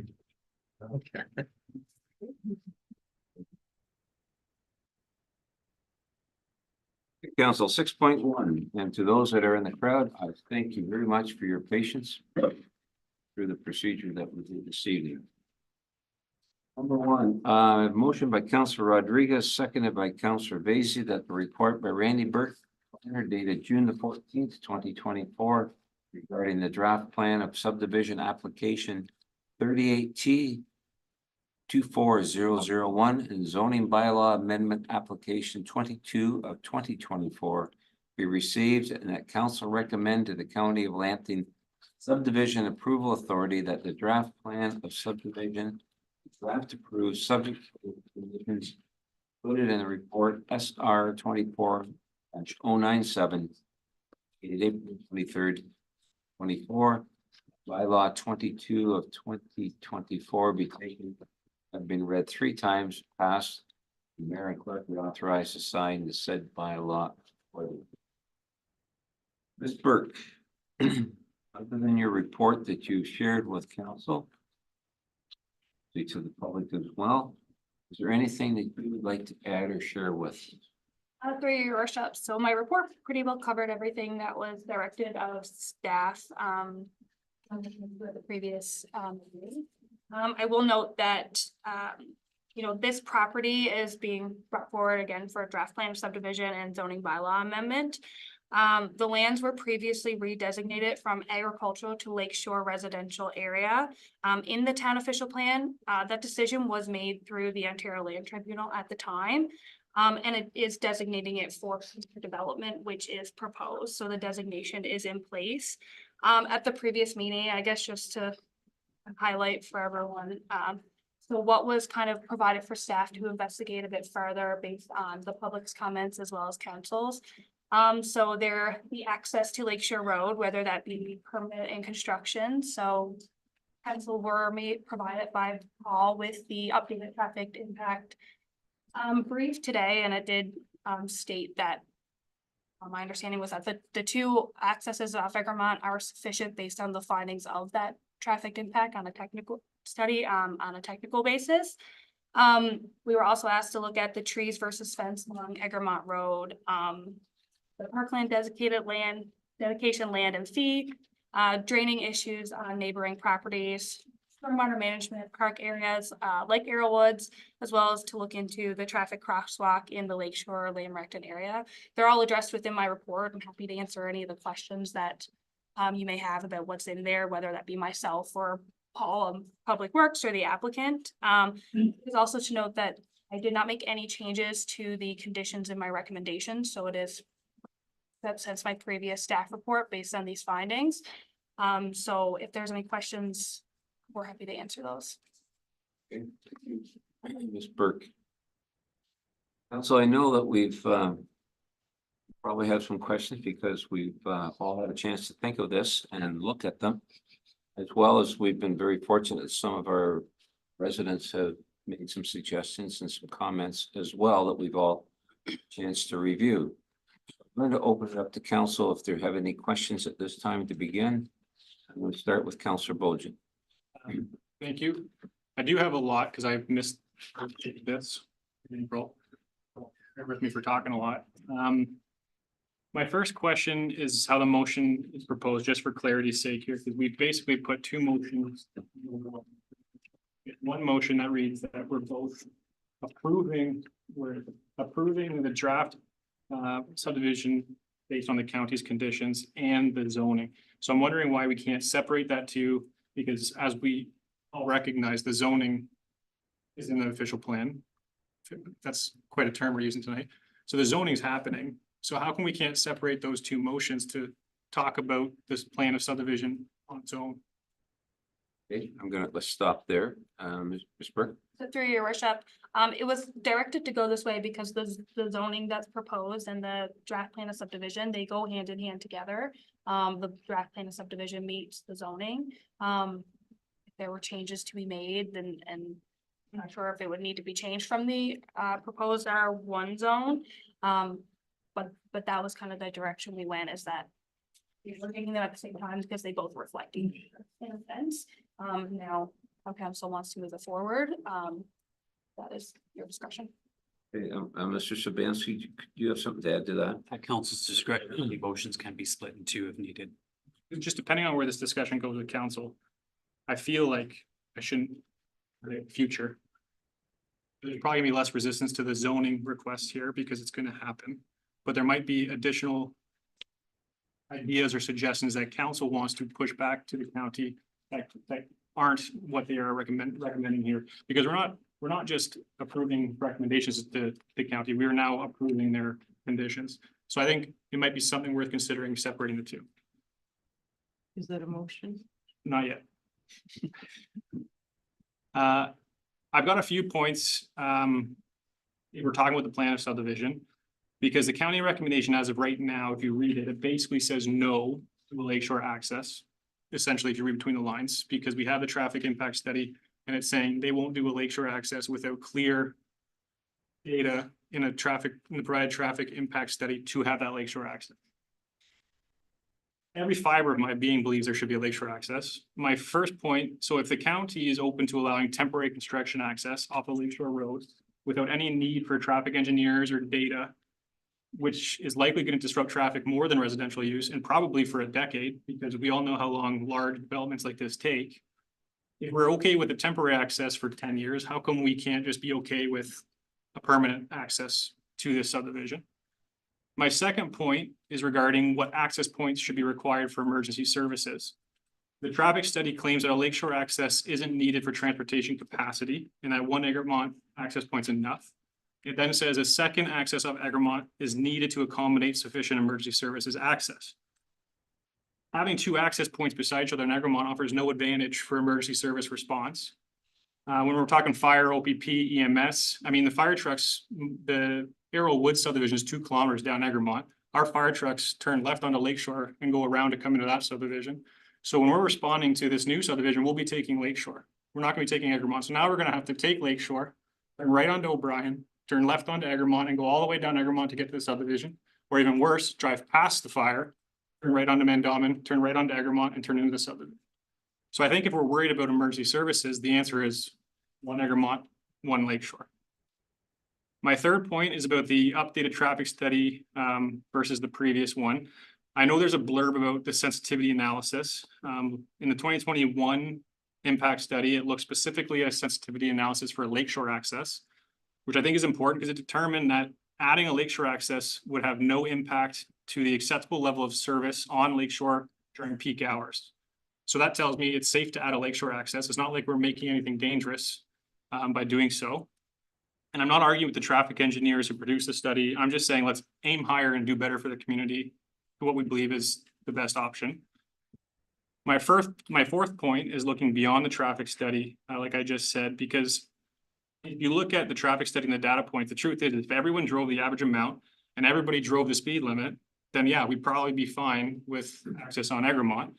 But if you look at every single development we've seen in the recent boom, we're getting the emails, we're getting the phone calls, you add more cars, you have more speed issues, and you have more safety concerns with foot traffic.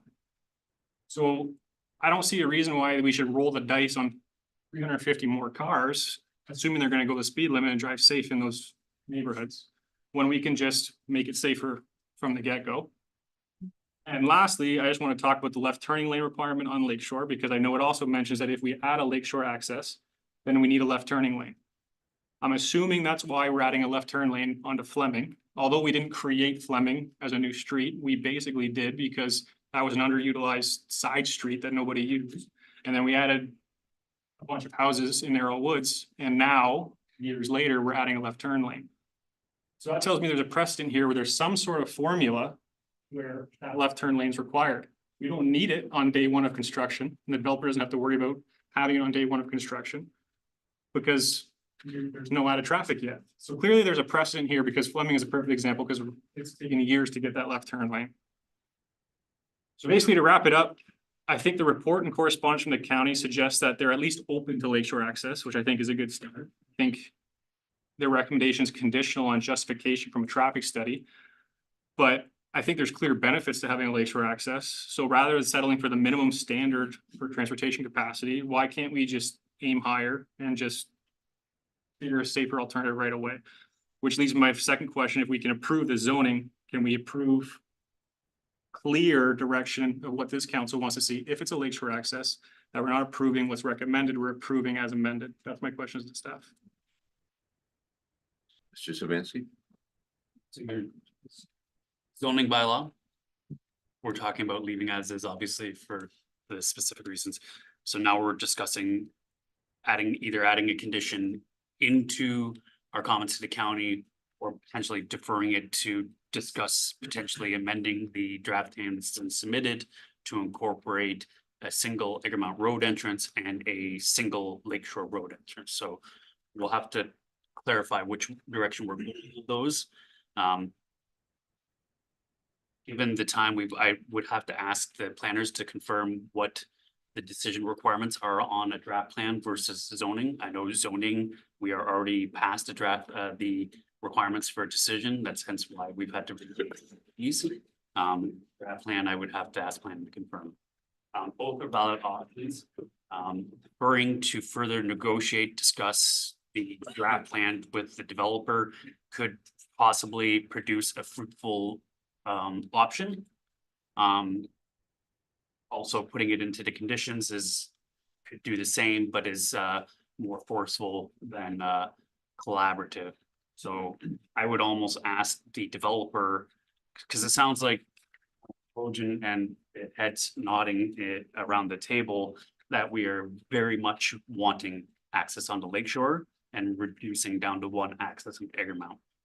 So with council's permission, it may be to ask the landowner what he feels is appropriate, whether to defer the draft plan conditions to allow himself, our planning staff and town staff to discuss potential alternatives, or if he would prefer us to put what conditions we want in, and if he doesn't agree, there's mechanisms for him to seek changes to those. I would just love to see collaboration. I mean, I don't blame the applicant. There's a long history of the county not wanting Lakeshore access. But to me, I just think it's crystal clear that it makes sense to have. We're not making it more dangerous by not having it. It just makes sense to me. So I would personally like to see continued collaboration with our staff and the applicant and the county. Find a way to make it work. I mean, that's what we're here for, is represent the community. And the community is loud and clear for the people who live there. And I think I, as a counselor, agree. So I just want to see collaboration. Through the chair, if I may ask that question to the developer, if he has a preference between those two. Going to go right ahead, Mr. Sabansky. Sure, I guess twofold. I'll start out by saying I have multiple emails. The number of access points to the development would be an item addressed via the traffic study. The county preference is to reduce the number of accesses. November 21st, 2019. Another comment, I don't disagree, although the traffic will determine if an access to Lakeshore Road is needed. That's dated November 1st, 2021 by two different people in the department. At the end of the day, the traffic study's been done, it's been peer reviewed, been updated, peer reviewed, and after the last meeting in April, I was requested to do, or it was considered to be a condition to update again. It took 3 weeks to get the directive of what would be needed to be included in the traffic study. So that's why it took till Wednesday night late to get the draft copy. And it was finalized between Thursday, Friday and submitted today. So at the end of the day, without a shadow of a doubt, the policy drives, and we heard a lot about what the policies are on various applications. We've also heard in the previous application about some of the complications with the planning staff. So just to summarize, traffic study clearly displays that access to Lakeshore Road is not required. But JN is happy to continue to work with staff to figure out how to redline change the application. Previous planning staff would not have supported any of those changes to the application and would have put us back 2 years to implement any type of change. I don't exactly know how to go about things. I think at minimum, your obligation, I don't know if obligation is the right word, the zoning is certainly well past the appeal period. That to me needs to go forward. Somebody asked the question about the draft plan approval of the county. We are in appeal position, effective like last week. I'm not sure the date, I believe June 17th, plus or minus a day is my recollection. I've had the courtesy to wait through your deferral process. We're here.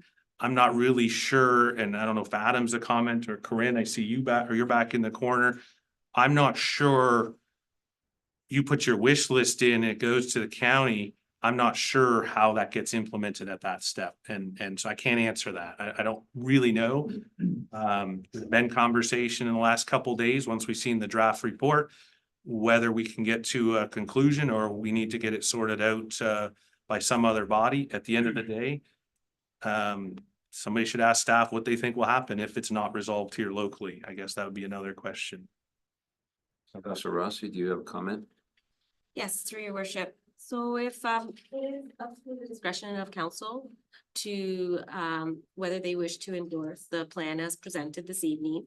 If there are changes that council would like to see in terms of the draft conditions, then this is the opportunity to stipulate what those changing conditions would be, and then the county would then, approval authority of the county would then review what council is willing to endorse and make a determination. It may involve some additional consultation, or it just may be reviewed at that level to determine if the conditions are applicable or agreeable. So this would be the opportunity that council has to make any changes that they would like to put forth for consideration. Shabansky? From a county administrative perspective and from a planning legislation perspective, would it be reasonable for town council to put a condition that the developer consider eliminating an access to Egremont Road and installing a access to Lakeshore Road prior to final draft plan approval, or at least the proposed draft plan be amended to accommodate those changes? Through your worship, it is certainly something that would be considered. Certainly, I think a request of that nature would require a bit of consultation with Public Works at the county to see if they are amenable to that proposal. I'm not really at liberty to provide any sort of guarantees or certainties. It may require the traffic impact study that's been submitted may be sufficient. So I don't know what other requirements, but it's certainly something that can be. Thank you. So barring the administrative portion, because you obviously cannot speak for your fellow staff and county council as a whole, but in a planning legislation perspective, is it appropriate for council to put that condition in there that the developer work with staff to amend the draft plan to incorporate a single access to Egremont Road and a single access to Lakeshore Road? Through your worship, the answer is yes. Okay. Bodie, your questions? I'll give up the floor for now. I just have 2 small questions, but I can ask those later. I'll give up the floor for now. Thank you. Councilor Vacy? Take all the good ones. I agree 100%. I've got here at least one road off of Egremont, one road off of Lakeshore. There's another question about fence going down Egremont Road. I disagree with that. Would be treed, the drainage from the roadway, so I don't know why. Big deal. a lot of the other concerns will be dealt with, especially the flooding part of it.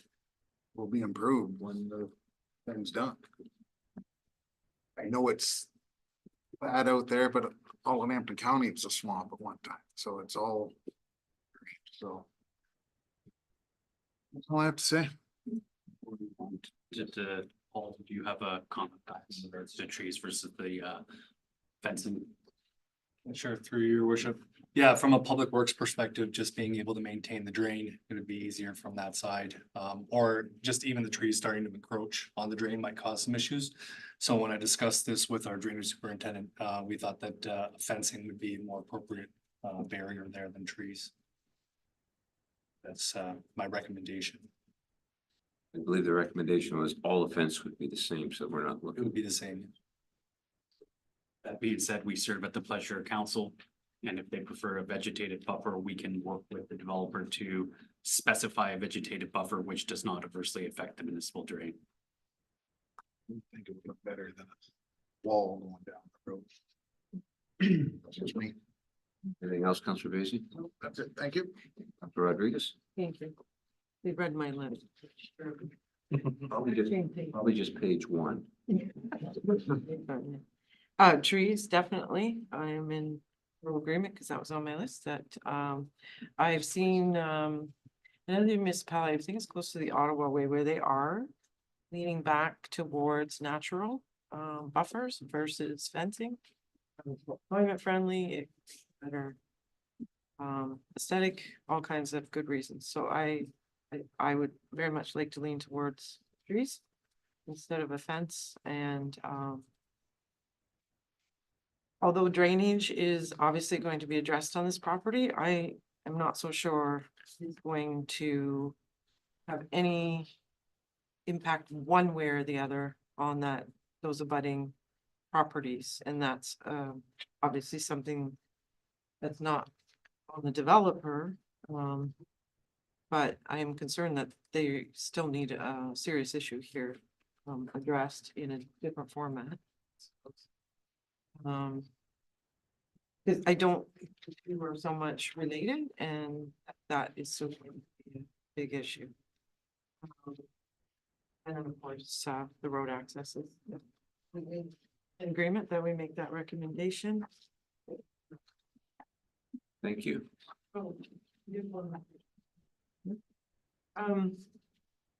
When it comes to providing full accounting of how we get to this process, and we heard earlier in the other item on the agenda that there's this freedom of information thing that has to be done. If the developer chooses to have those documents published for transparency of the process, whatever they want to, are they allowed to do that? I understand your policy is to protect their privacy and the costs they've incurred to paste their reports. I get it. But if that developer is actually okay with all that being in the public forum, because it does happen in other municipalities where all those documents are supplied on the public forum, it's not uncommon. So,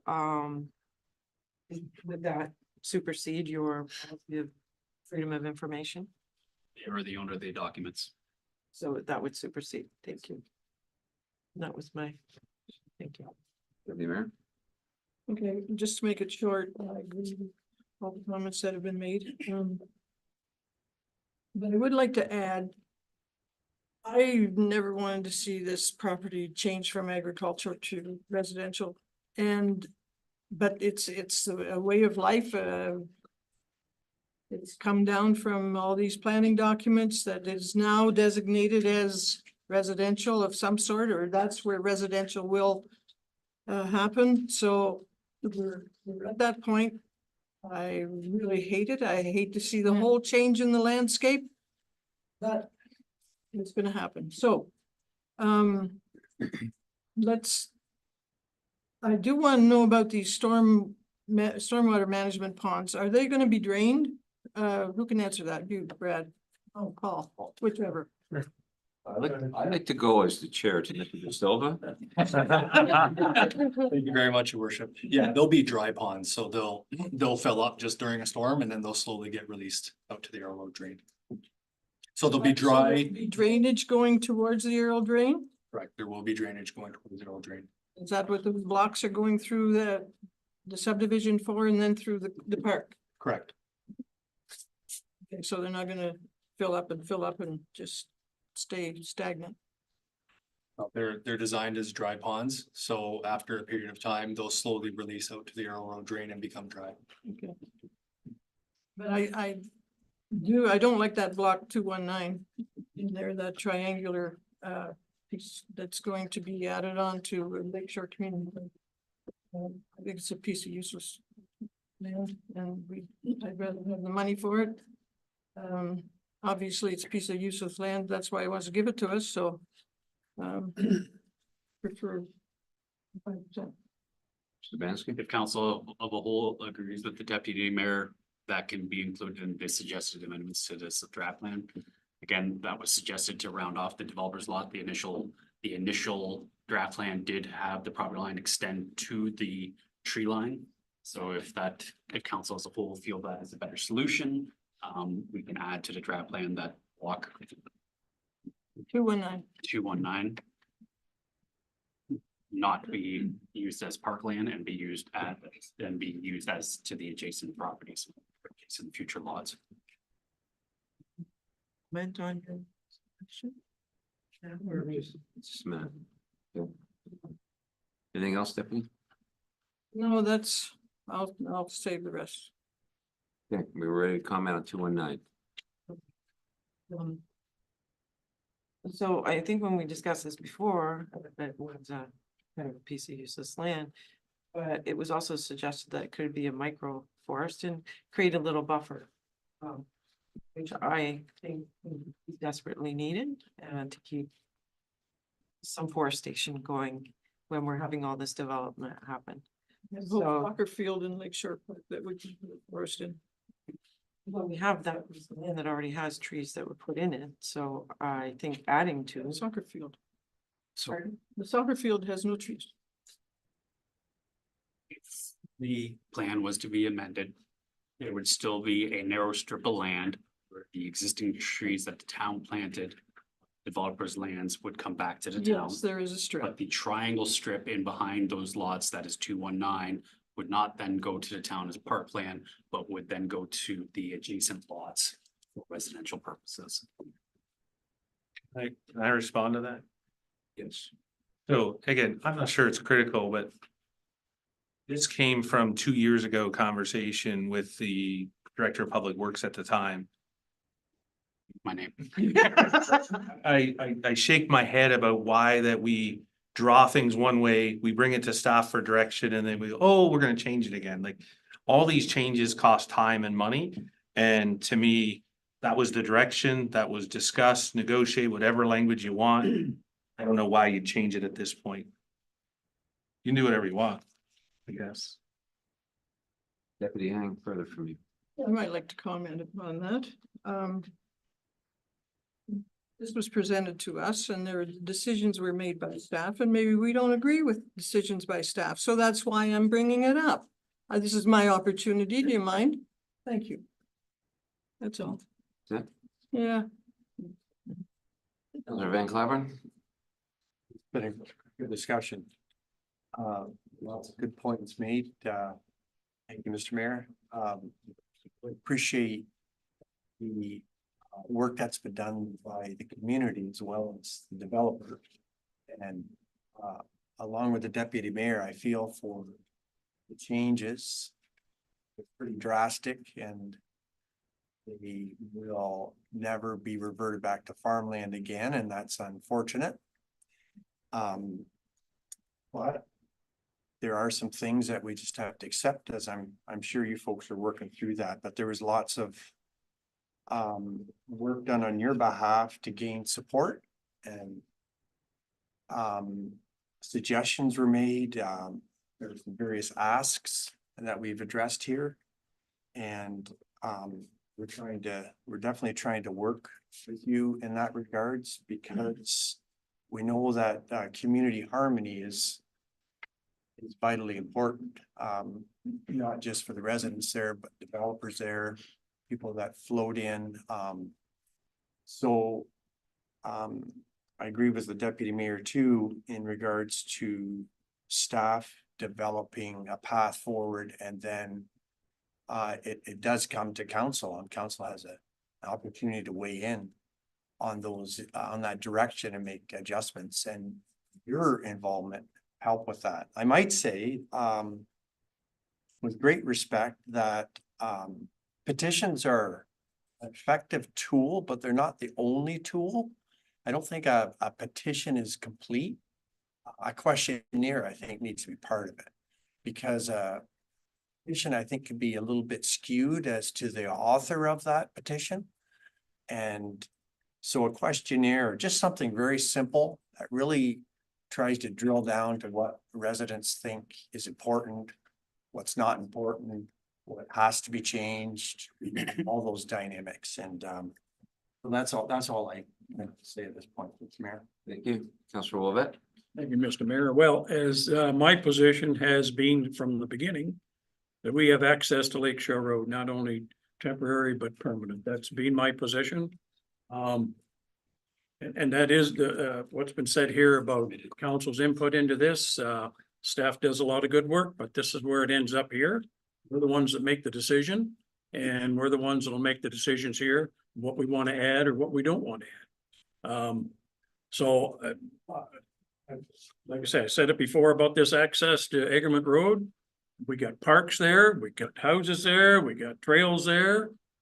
And to exit everything out onto Egremont Road, you can call it a collector road or whatever you want. But when those parks are filling up all the time now, bigger events going on there.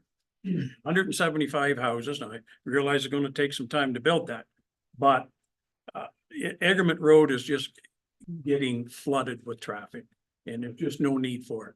And once again, Mr. Bojan come up with the emergency vehicles. Everything's got to get back out to Lakeshore Road anyways. So why not have a road going out to Lakeshore Road? I think that collaboration between the people out there and the developer, I think that's a great thing. This is where this plan is at. It's here. It's in here. This is the time to get this stuff done, not later on. It's not always about money. It's about good planning and good development. And we're not seeing some of that here.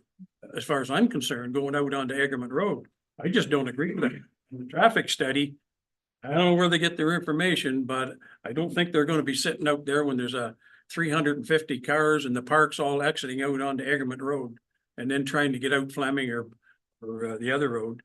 So anyways, I think it needs to be in this plan somehow to get out the road. Trees versus fences, I agree, trees. You can get trees that don't have huge root systems, cedars, stuff like that. Not willows, because they will go in and plug your drain. Because when I drive by some of them subdivisions, I shouldn't say this because I'll probably not get elected again, but when I see all these fences going up in all these new subdivisions, these board fences, I thought, yeah, just all treated lumber. Drainage.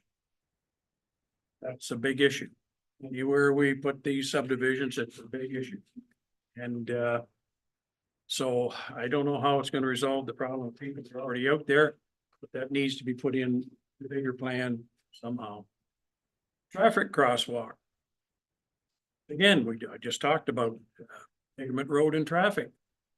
My goodness, they go from park to park to get out to over to that beach. They come from the soccer field and all that in there. So I've seen what some of the proposed costs are there. I don't know. You know, they got these new traffic crosswalks with all these fancy flashing lights now that are like very appropriate. And I don't know what one of them would cost, but definitely needed. I mean, the kids are running across there. So it's needed. Good conversation here tonight. But we need to get this right. There's no sense moving on with approving any of this until it's agreed to and get it right.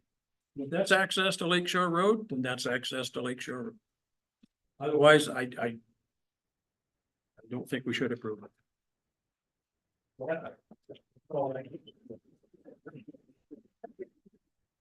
Thank you, Councillor Willett. Thank you, Council.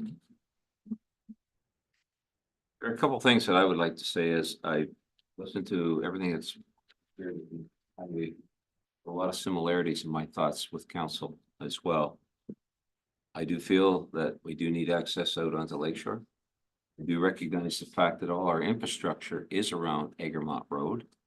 And unfortunately, that's where a lot of it will have to start tied into there. There's no other way around that. Fence versus trees, having served on drainage, I do realize that you fill it up, but if something could be worked out, doesn't cause some issues, I'm comfortable with that. I think Craig Lee has brought a lot to our attention, the drainage issues that we have in that community. And we do have to be cognizant of that, and we also need to be able to help our residents get rid of that water. I'm thinking from what I'm reading and what I'm hearing is that when this proposal goes through, that will happen. But it would be nice if we could look and try to help them ahead of time. I think we owe it to them for that.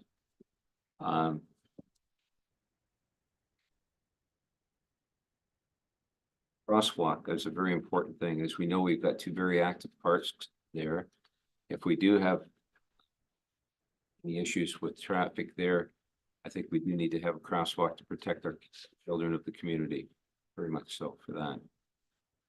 I am prepared. I know we've had a lot of good correspondence come our way, and I do want to thank our residents for that. I am prepared to allow, by the discretion of my office, 3 people to speak this evening. And I will recognize those that have sent in stuff to us. The first one I'm going to allow is Ms. Bellavance. Share with us as well. I didn't put up my hand, but if anybody, I will speak. You have 5 minutes, by the way. Thank you for the opportunity. I'm glad to know the official plan can be changed as of the decision on the last case.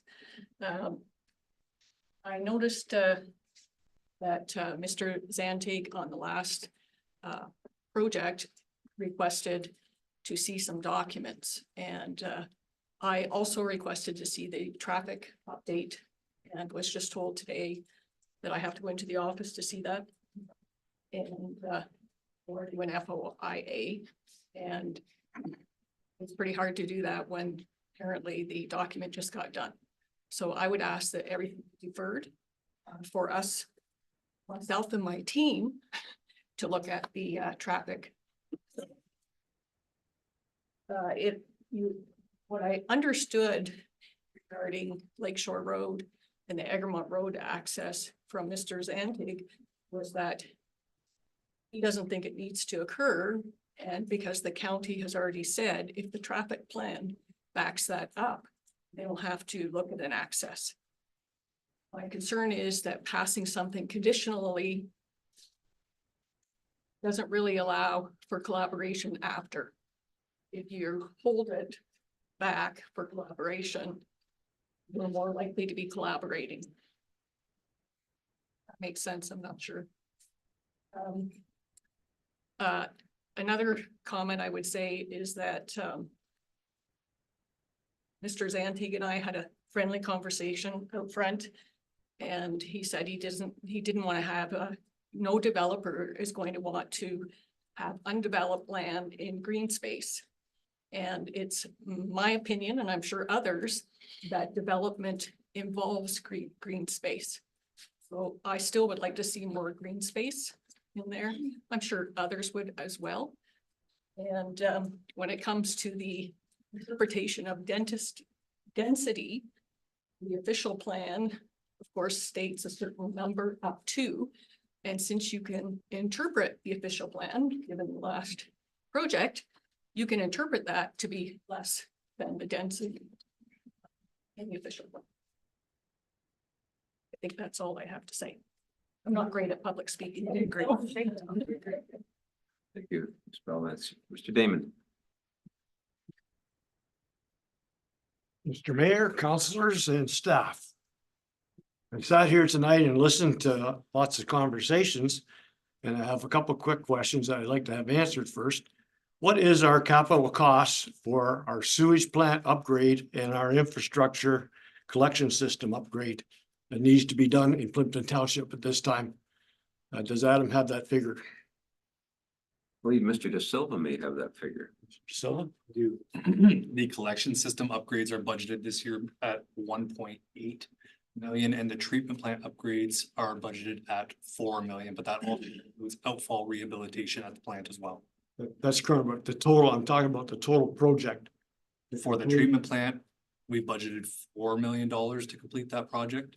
And for the collection system upgrades this year, we budgeted 1.8 million. I'm talking the whole project, not just the plant, 4 million. What is the total for the whole? Without pulling it up here because my computer now wants me to put a I password. think that's around 30 million. So it's the entire million. Master plan, okay. Master plan. Total cost recommended. in the My master next question to counselors Randy, is how much do we have? just let Adam finish, then you go on your next question, please. Thank So, you. I Sorry. believe, and again, I do not have these documents in front of me, that the master plan identified $15 million of work to be done over the next 20 years. Council authorized a financial plan to be carried out to determine how that gets paid for. And that is what the current wastewater financial plan represents, which is a 4.4% increase to accommodate the improvements over the next 20 years. 4.4 on the taxpayers, is that 4.4% on the users of the wastewater system. users of the wastewater system? Okay. And how much do we have currently in the capital project for that? In our The reserves I do not have in front of me, but I know there's a number of $1 million in there, including frontage fees, which have been collected from developers to pay for expansion of capacity for the wastewater So system. we have $1 million in there and we're talking 5.5 million in the next year and a half, right? So in 95, myself and all the people that lived in Plympton Township were all assessed along with the grants we got to pay for the current infrastructure. Now what we're looking at is you're telling me that I'm going to be assessed again 4.4% for an upgrade of the system that I paid for in the first place to accommodate new development. So in my opinion only, not one counselor here has asked an important question. How do we let these developers move forward when we don't have the infrastructure? Because the sewage plant is not going to get upgraded for another year and a half before the construction even starts. The Queen Street sewer main is running almost at capacity now. And we haven't even started to put final housing in the subdivisions that we've already approved drafts of. So why is council allowing developers to spin their wheels, council to waste their time, staff to waste their time, Lambton County to waste their time, when we don't have the infrastructure in the ground and at the sewage plant to accommodate this building? And I'm not opposed to building. And as Nettie has said, in 95 at the community center, we all discussed the new sewage infrastructure plant went in, and there was a lot of disagreement, me importantly, I guess because we didn't want to develop farmland. And I said at that time, at that meeting, that if we put the sewer system in, all this is going to be residential. We need to put the sewer system in large enough. No big argument from the engineers and what we have now is what they designed, and it's not sufficient to handle all this new development, let alone the development that we already have in effect. And I think you're putting the cart before the horse, and I didn't hear one counselor asked about the question whether we have, how are we going to get rid of every time somebody flushes a John, where that's going to go and how it's going to get to the sewage treatment plant down Queen Street in front of Mr. Zanning's house, which the pipe was already running full. And Kamlaki is already running full. We're putting the cart before the horse, guys. Thank you very much. Thank you, Mr. Damon. Our wastewater master plan actually addressed all of that. Our financial plan has acted on the recommendations from the wastewater master plan, and our 20-year capital plan has identified all those recommendations from the master plan. The master plan was carried out through a municipal class environmental assessment under the supervision of the Ministry of the Environment, which required consultation with all affected parties, including public consultation with local interest groups as well. So the council has gone through all of those steps to ensure that the infrastructure is there for the people of today, tomorrow, and beyond. Okay, I'm going to thank you, Mr. Sabansky. Anybody else here in the crowd that had wrote in or sent an email that would like to comment before I go to, yes, sir, and identify yourself, please. Hi, Tyler Struck at 3139 Egremont. You've seen the petition that I had sent around the community. Obviously the response is, I think, what you guys all expected. Nobody's happy about it. Development's gonna happen. We understand that. How we're gonna get there is the question. I'm glad to hear the comments today. I have a couple of important ones.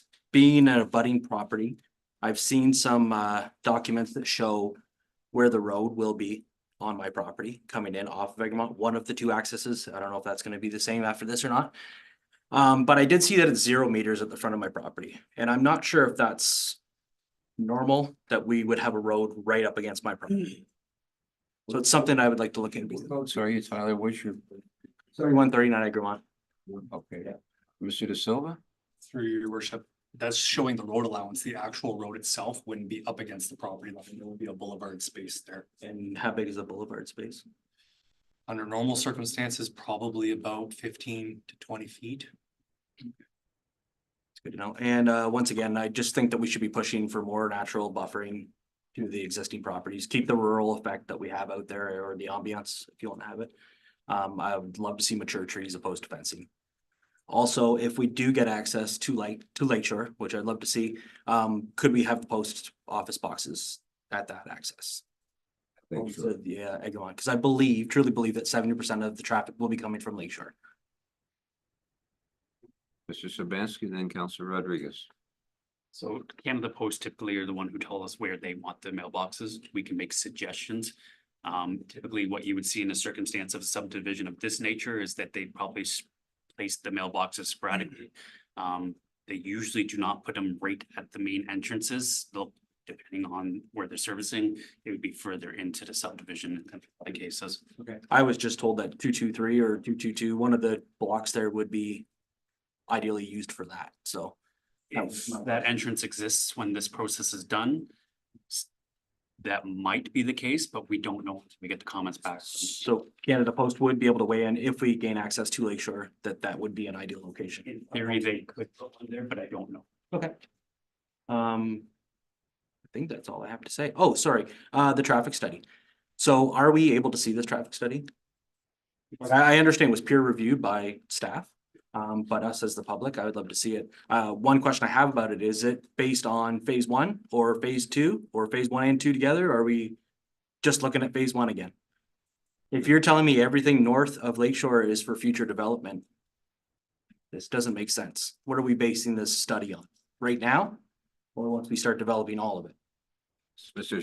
Silva? Yeah, through your worship, it was based on the 175 lot proposal. So just phase 1. Phase 1 Okay, so then proposed today. What happens when we get to phase 2 10 years from now? We would request another traffic impact study at that time. Okay. Prior to Paul coming on board, one of the requests of the developer was to have their engineer not just incorporate that specific property, but they also looked at lands in the immediate vicinity that were designated for residential development. So that study actually took into consideration the development along Fleming Road, Arrow Village and all that area, to see how that would affect the long-term traffic impact on Egremont Road. So they did take and consider a great area, and we did have a third-party engineer review that engineer's work to make sure that the numbers were accurate. Twice. So does it change anything with the municipal drain that runs in front of our house as well? Now that I hear that these storm ponds are gonna be draining into those areas, like it's all publicly paid for, right? As far as maintenance goes and things like that? Mr. Silva? Yeah, so the stormwater management ponds are designed so that they only release the amount of water that would match the pre-development condition. So the Arrow Road drain as it's designed right now would have enough capacity because of that slow release. If everything went there all at once, you would have a big problem. That's the whole point in putting the ponds in. So it matches the pre-development condition, essentially the farmland that's there right now, the imperviousness of it, the amount of water that comes off of it. The engineer is also here today. They could probably speak a bit more to the detailed design. But that is the concept behind the stormwater management design, is that it's very, very slow release. So it doesn't have any effects on the downstream portion of that drain. Additionally, it's been designed that it's not using the drain that was installed by the residents through the Drainage Act on Greg Merely. all that property is flowing into their stormwater management system. Additionally, we talked about during that drain at Craig Merely, all drainage in Plympton-Wyoming moving forward is through the Drainage Act. It's a user pay system. It's the most fair way to do it. In the short term, obviously it's a big pill to swallow, but in the long term, it is the most fair across the board for all residents. It will be a requirement in the subdivision agreement, which is standard for all subdivisions, that storm system be incorporated under the act so that those residents too pay for their drainage the same as the residents on Craig Merely and anyone else who's connected into a municipal drain has to pay for. Percentage based. Yep. Thank you very much. Anyone else? Yes, sir. Yeah, I put in sent an email the other day, so I'd just like to speak to that. Just identify yourself if you don't mind, just when you get a chance. Yeah, on behalf of my wife, Lana, John and Lana Simpson, we're out on Wellington Beach #2. So I guess with regards to what we've heard tonight, really appreciate the response of council to the concerns of the residents who live along Egremont. It's unfortunate if it hadn't been for Mr. Struckett and his wife putting out that email to us all, we had no input into this. We were it was only people within so many meters that were notified. And so the rest of us who are ultimately affected by the amount of traffic that comes onto Egremont as a result of, not of the development necessarily, but the direction that the traffic is being sent. And with regards to the traffic impact study, I spoke to Mr. De Silva the other day regarding it. And, you know, as far as they identify Egremont as a collector road, but is it a good collector road? Has no shoulders on the north side, has no barrier between, there's just gravel on the south side, and then you're into the walkway. And a lot of cyclists use that road cyclists, because it isn't safe down on Lakeshore Road. If you bring all this traffic up onto Egremont, it isn't going to be a safe space for them. And for those of you who maybe aren't familiar with Egremont, when you're traveling west on Egremont and you come to Modeland Road and you're going to turn left, essentially that is a blind turn. Ultimately, until you get to the corner, you don't see the traffic coming eastbound on Egremont towards Mandama. So it's essentially, you're setting yourself up for failure by bringing that traffic onto Egremont. The other point in, as I think Mr. Stardock mentioned, was that ultimately, likely 70 or 80% of that traffic is going to turn left on Mandama and go down to Lakeshore Road. So why bring it up to Egremont only to take it down to Lakeshore Road? Take it to Lakeshore Road in the first place. And I appreciate what Mr. Zating is doing as far as developing this land. That's how all of us got out onto Egremont, out to Queen Street, by that land being developed and giving us a place where we can enjoy the amenities that are provided by Kamalaki and Brights Grove. But I really appreciate the response of council tonight and staff, and I can't emphasize enough that traffic needs to go to Lakeshore. Yeah, thanks very much. Thank you, Mr. Simpson. Yes, sir.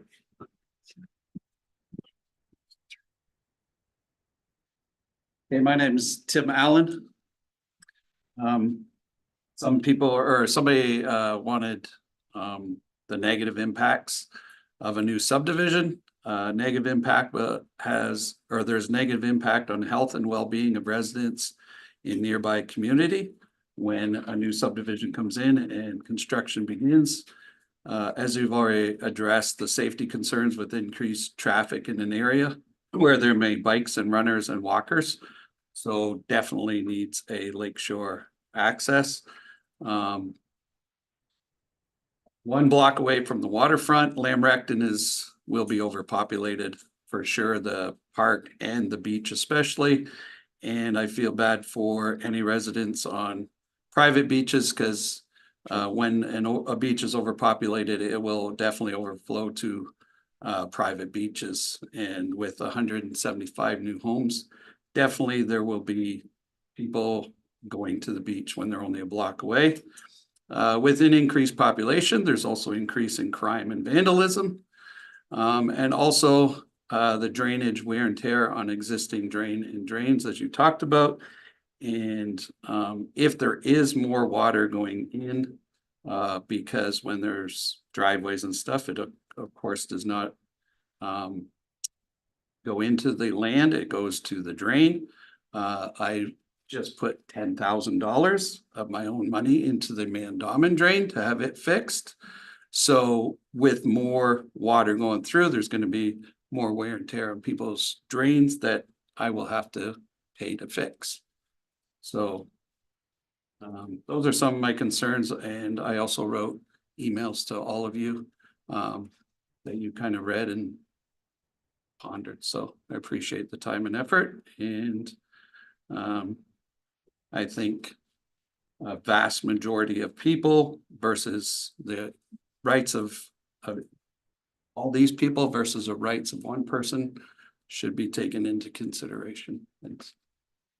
Alan, thank you for your letter. Okay. I'm going to now give Mr. Santin the opportunity to respond. I do remind council, we have 20 minutes before we have to either extend the meeting or so we want to get this right. So let's, Mr. Santin, do you have anything you'd like to say before we move on? It's been a lot of good conversation. I guess I would just reiterate, happy to continue dialogue, and it's not quite clear the steps. The zoning to me is something that should be voted on and approved tonight. That's straightforward. I think Alex talked about that as well. How we navigate the subdivision, the comments to the county, I'm not really clear on that. So I don't know if that, Adam, you have any comments on how to do that or what to do? I think my first list of questions to get council to form some kind of consensus on is, seems loud and clear that we should be splitting the motions, right? It seems that we will be able to have a vote on the zoning. So I think the clerk should probably take steps to start splitting those two motions. First being the zoning. In regards to the draft plan, you noted you're in appeal position. So we really have two steps to take. We can defer and continue to have discussions, or we can put some of the comments that council's made tonight into conditions that we forward onto the county, and then we can continue our discussions while that mechanism moves forward. When does it come back? Does our comments come back? I would suggest we could try for next meeting, provided the UI and planning staff can form a consensus a week and a half before the meeting, so we can appropriately advertise and include the agenda. So for the conditions. Through your chair, I wondered, because the issue of the potential appeal, if the applicant is willing to self-declare that he is willing to wait and defer a decision at this point in time from council while he works through any potential changes he wants to consider, I would just strongly recommend that perhaps that be the approach if the applicant is willing to do that, rather than put the onus on council to consider a deferral. It is merely a suggestion. If that's something the applicant. Not sure I understand what you're saying, so I can't declare anything. So You'd be requesting a deferral instead of us deferring it. no, I won't do that. We've been 13 years here, so.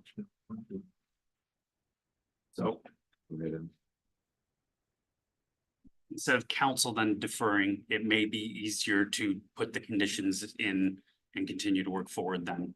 If the applicant's not willing to defer, I suggest that we would have a similar stance and amend our conditions to address the issues that have been discussed tonight. Councilor Bojan? Yeah, because my only, even if we defer it, or even if we do this approach, the council can be crystal clear with what we're asking for here. So just in the essence of the applicant and how long this is taking and the potential for a longer time, let's just say we put the recommendations that council wants a lakeshore access, for example, and sends it to the county. this is a blunt question. What's the point of it coming back to us if the county is the final approval anyway? So if we're not gonna change our mind on lakeshore access, for example, and we make that decision tonight, that we are telling the county that we want a lakeshore access. And the final decision is the county. What's the point of waiting another month for the county's decision to come back to us so that we can kick this around again and say, oh, we're still not happy with the county's decision if they didn't do a lakeshore access? I would suggest then if that is Councillor Bojan's feelings are shared with the council, then that would be the best way to make your conditions very clear. And then as we're working with the county to gain approval there, that's town planning staff and administration staff work with the developer to accommodate council's conditions. And I guess to follow up to that, assuming we pass zoning tonight, we're past zoning.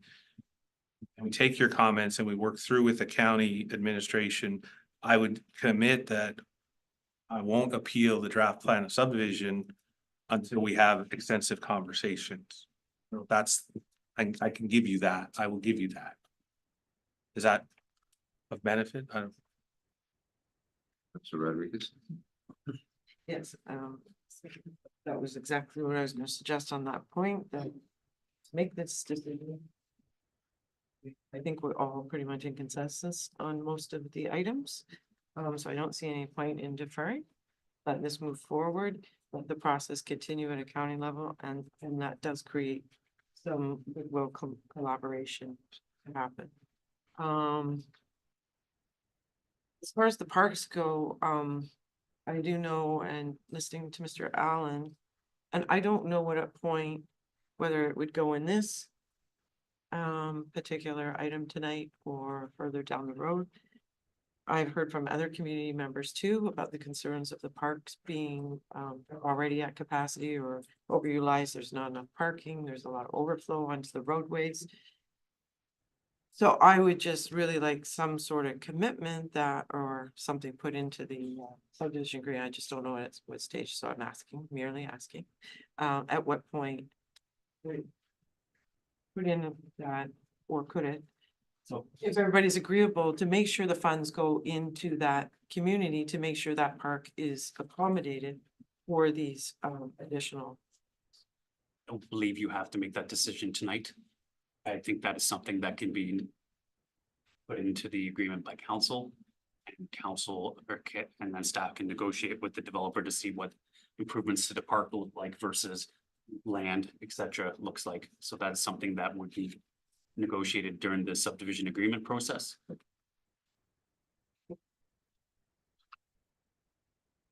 So. Sorry. You're working on the zoning one? I have everything done, and then there should be a motion to receive the report, drafted by Ms. Burke. I'm just working on the, motion for the draft approval right now. So, within Ms. Burke's staff report, there was, a drafted condition regarding, access. It read that the subdivider satisfy the County of Lambton Public Works Department and Town of Plympton-Wyoming Public Works Department with the construction access off Lakeshore Road, but that could be changed to a permanent access off Lakeshore Road. So I'm gathering the general consensus. So I think it would be more appropriate to say with that, just delete that line, and that permanent access is be provided to Eggermount Road and Lakeshore Road. But yes, it's still a construction access be provided off Lakeshore Road. So you could probably reduce that one sentence down and then add that permanent access is being provided off Eggermount Road and Lakeshore Road. And then we can work with the developer to amend the draft plan prior to going to county council for final approval to see how that looks and how that functions. Is it administratively approved at county or it's county council for draft? I believe it's administratively.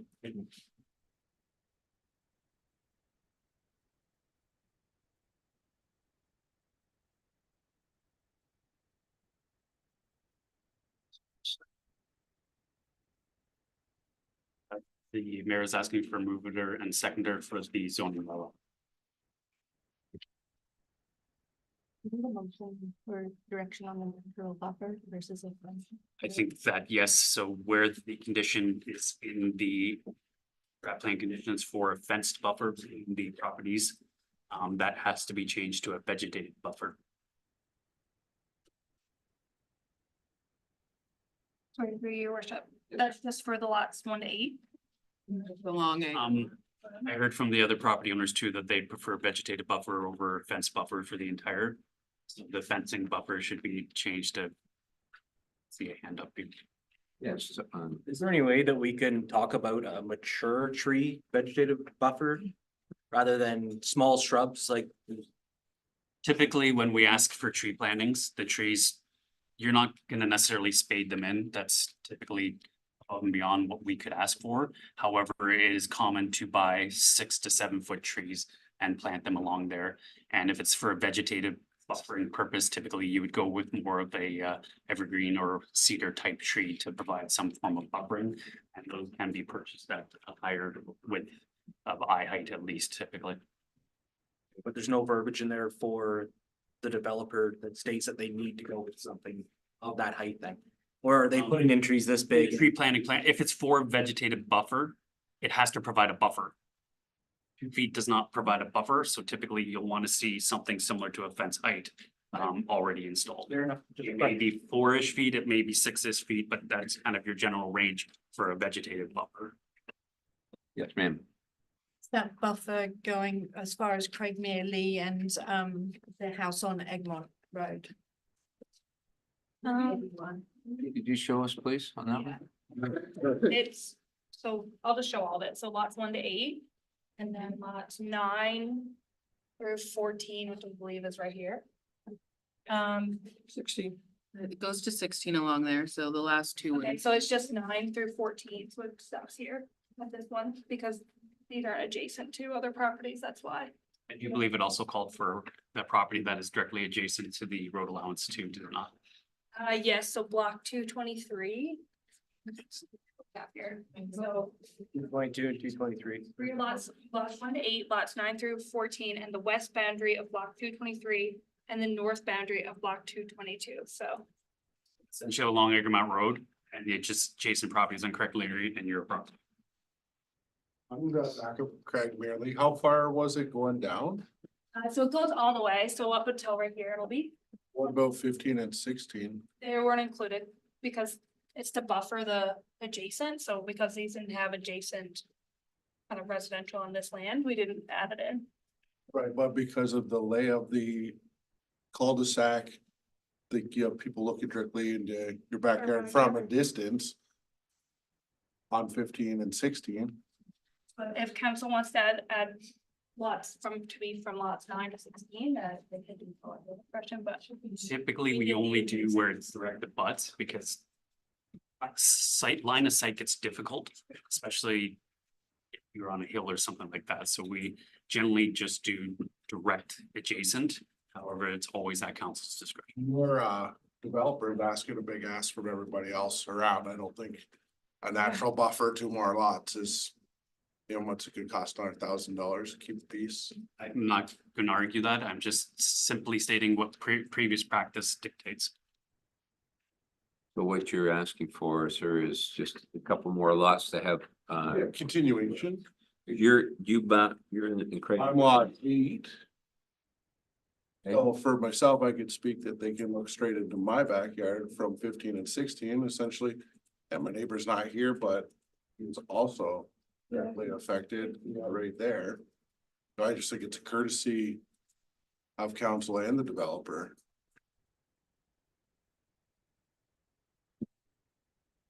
Those lots are in, and why don't we just extend it to number 16? It makes sense. And the tree setback from the municipal, like the natural buffer is gonna have a service access from the municipal drain that's back there. So from the lot line, is that gonna be like 15 or 20 feet ahead so that they could service the municipal drain in the future? I'd have to consult with my drainage superintendent to tell you how far they'd be set back. But there will be a setback from the municipal for serviceability, correct? I have to consult with my drainage superintendent. Typically, there's some form of setback to a sense, whether it's a fence or a tree. Be identified in the actual drain report anyways. The previous drain report from the original, okay. For the motion, I also need clarification on block 219. There was some discussion on what to become of that. So if I have the time to. Yes. Say. General consensus I got from watching council was that council is not interested in obtaining block 219 for to add on to Lakeshore Park. And that be just included as part of the residential. When I say general consensus, I do recognize that there was a few councilors who did not. Just to clarify on 219, a big portion of 219, which you see at the west side, that identifies the existing treat area. The 219 will get significantly split. So then instead of deleting it, it would be 219 be adjusted to only include the lands which our trees are, which the town of Plympton-Wyoming's trees are currently encroaching upon. Or may approach upon in the. Gave them to me. Fair, but. To be honest, they're not doing very well. Just leave the line where it is and leave the trees where they are and the people do what they want with those trees. There's very That few would people be that are 100% council's decision. I have stated. I have stated that, because it's not a consensus, that I'd really like to see this stay dedicated. Microforest. The more we do to keep those natural points in there due to growth, I think is fundamental. That's my word.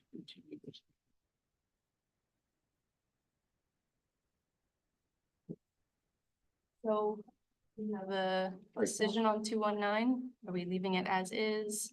Are we giving it to the adjacent lots, less the lands the town's trees are on? Okay, council. I would rather have them. There'll be enough upgrades to that park and everything else. Bolton? I mean, I didn't even have my mind on 219, so I was so focused on natural buffer, lakeshore access and all the other things. So it's kind of thrown on me. In my mind, this seems like a perfect opportunity for collaboration with the applicant. If we want to make this work, that seems to be, perhaps that's in a conversation with the applicant on what to do with it. I personally am not feeling strongly one way or the other because I'm more so focused on what the community's been asking for. That's my priority. And if this can be something that can be talked about with the applicant to help get those things. It's great. Put it on the list. Yes. So we're not going to include that in the condition, but it'll be continued to be discussed prior to the approval of the county of Plympton. Seeing more shaking heads on that, so I know Deputy Mayor has a strong opinion on it, but it sounds I like. agree with collaboration on it. Okay. So we'll. But as is. Yes, ma'am. Tree. Council, before we go on any further, we have 2 minutes to go, so I'm gonna go for a motion to extend this meeting for 1 hour. Councilor Bojan, you okay to move that? For that, if you have. 5 more minutes. I'm protecting. Parks is home, probably spinning in the chair right now. Councilor Basic, you're seconding that? 1 hour? Yes. It's legally all we can do. Dinner was at 7. So. That's good. Okay, council, a motion by Councilor Bojan, seconded by Councilor Basie, that council continues the meeting for 1 hour, additional hour. It's now 9 o'clock. All those in favor? Carried. Okay, let's get back to where we were. So we've eliminated discussion in 219. Staff will discuss the matter further with the developer to determine what is the best option for that. We've adjusted we removed the clause to install fencing along the properties +2 on Craigmere Lee, the properties along Egremont Road, and struck it, I think the last name was, and the struck 3139 Egremont Road, which that seems to have consensus. And then the other consensus was that one entrance be provided to Lakeshore and one entrance be provided to Egremont Road, not to just Lake Egremont. I have a question in the back.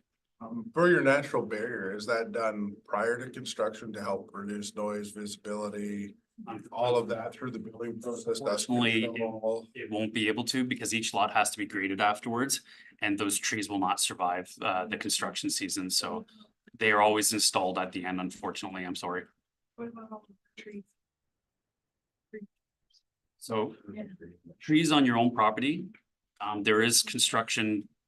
There is case law that requires adjacent construction to protect adjacent trees on other people's properties to a certain extent. So there is case law in regards to what's required protection, but there is also case law in regards to what property owners are allowed to do to adjacent trees if they hang over their lands, so. That is clearly found in case law, and I don't think that's something we typically endeavor upon when we enter into a subdivision agreement, because that's a private property rights.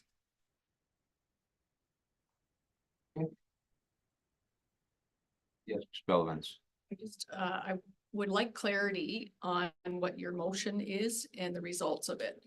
So if you pass this motion, it isn't required of the developer to put one entrance on Egremont and one entrance on Lakeshore. That correct? sounds like that is the condition that council has decided to put on it to the county of Lambton. That council, because of the community's comments, are requesting, well, requiring, to the extent of our power in this given situation, that one entrance be provided on Egremont and one entrance be provided on Lakeshore. I got confused because what I heard was that to collaborate with staff to make that happen, which to me doesn't necessarily mean you're requiring it.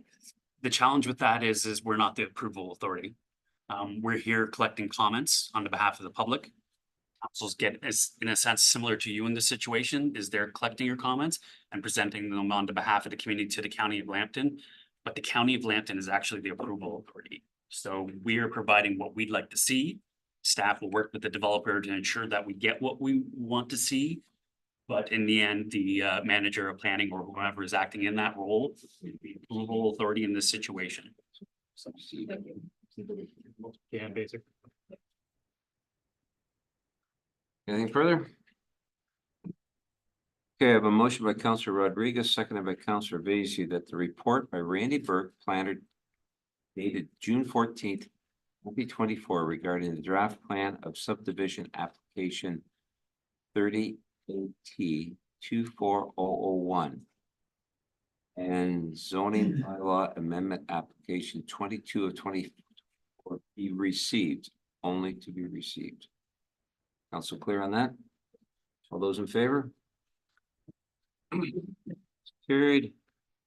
We have a motion by Councillor Van Claveren, seconded by Councillor Wolvette, that bylaw 22 of 2024 be taken as having been read 3 times and passed, and the mayor and clerk be authorized to sign the said bylaws. All those in favor? Carried.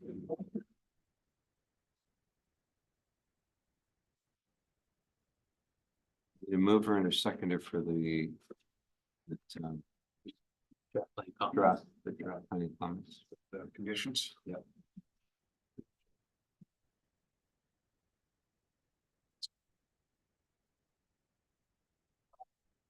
No.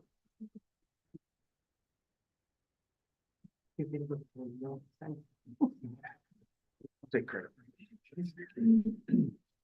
Moved by Councillor Rodriguez, seconded by Councillor Vacy. The council recommends to the County of Lambton Subdivision Approval Authority that the draft plan of subdivision be draft approved, subject to the conditions included in the report SR 24097. That permanent and construction access be provided off Lakeshore and Egremont Road, and that draft approval condition 4.D be changed to a natural buffer and also include lots 15 and 16. Clear on that? That's a little bit. Just for clarification. This goes to the county and the county says no road, no trees, no nothing, no list of items. That means that this plan of subdivision is turned down? No. Still it goes ahead, right? Yes. So we need to be Provided very our- clear that the public here, you may get none of that. This motion would approve that plan of subdivision. Any of the items we have on. Be a lot of upset people. County didn't approve it. It's draft approval. It is not a plan of subdivision. That's going to come at a later date. This is strictly draft approval. Draft The plan of subdivision is required under draft approval. So this will not be It'll the be last turned time. down. This will not be the last time council discusses this proposed development. So we'd have another kick at the cat then? Not really, because draft final approval of a subdivision comes after the agreement is in place, after like construction is, so this is your kick at the can for the draft plan. It's draft plan approved, which means it's approved. It doesn't become finally approved until set infrastructure is in and the agreement is in place. So this is our kick at the can for draft plan conditions. Councilor Rossi, then Councilor Hayward. Yes, through your worship, I was just gonna reiterate, what, the CEO just stated. So one of the conditions of there will be draft conditions attached to the approval if it's approved, at the county. And one of them will be the subdivision agreement, and then there will be a number of other conditions, and sometimes the conditions of draft approval are incorporated into the subdivision agreement. So staff obviously will endeavor to work with all departments on the specific terms and conditions in the subdivision agreement. Councilor Bojan? Yeah, I was just gonna reiterate that we're pretty much doing everything we can, like. This motion is basically saying we don't approve of the draft plan of subdivision. That's what this motion basically is, because we're giving the conditions that we want to see. That's all we can do. Whether the county says we agree or not, that's not us approving the subdivision, because we're not approving this as presented draft subdivision. We're providing what we want to see. So I wouldn't say we're approving it by doing that. We're saying, no, here's our conditions. And it's in the county's court. That's the way I see it, at least. That's 100% correct. I just want to make sure the public is very clear that those additions may not happen, and this will be. I will add though, county planning staff definitely take into consideration what the town's council and their town staff are looking for. Rare that they approve something adversely against what the wishes of council are, but legally it is entirely possible. Ms. Costa. That is correct. Staff will certainly work with the endorsement and the conditions that council puts on this draft approval weighs very heavily on the considerations and that the approval authority undertakes in terms of a decision. So want to just reiterate that they are not discounted. It is looked at very closely because every municipality has specific needs and wants, and those are a heavy factor in the outcome of the decision that is undertaken. Thank you, Ms. Rossi. Yeah. I don't have to ask, but I will. Identify yourself, please. My name is Jan Lorbetsky and I live on Eaton Court, which is across from Craig Morton. A point that was brought up by the gentleman on the other side of the room regarding the signage, that legally you guys only have to notify so many meters of property around a certain area. And there's a small little poster over by, a 12-unit post office box that I only heard through rumor that was telling us that this was going to be going down, which is great. And I'm not against new houses being built and whatnot. One, are they going to be modest homes? Or are they going to be these large, pyramids that we see? That Blue Point has that berm and all the rooftops look exactly the same. Are they going to be affordable homes? As well as the traffic that he spoke of.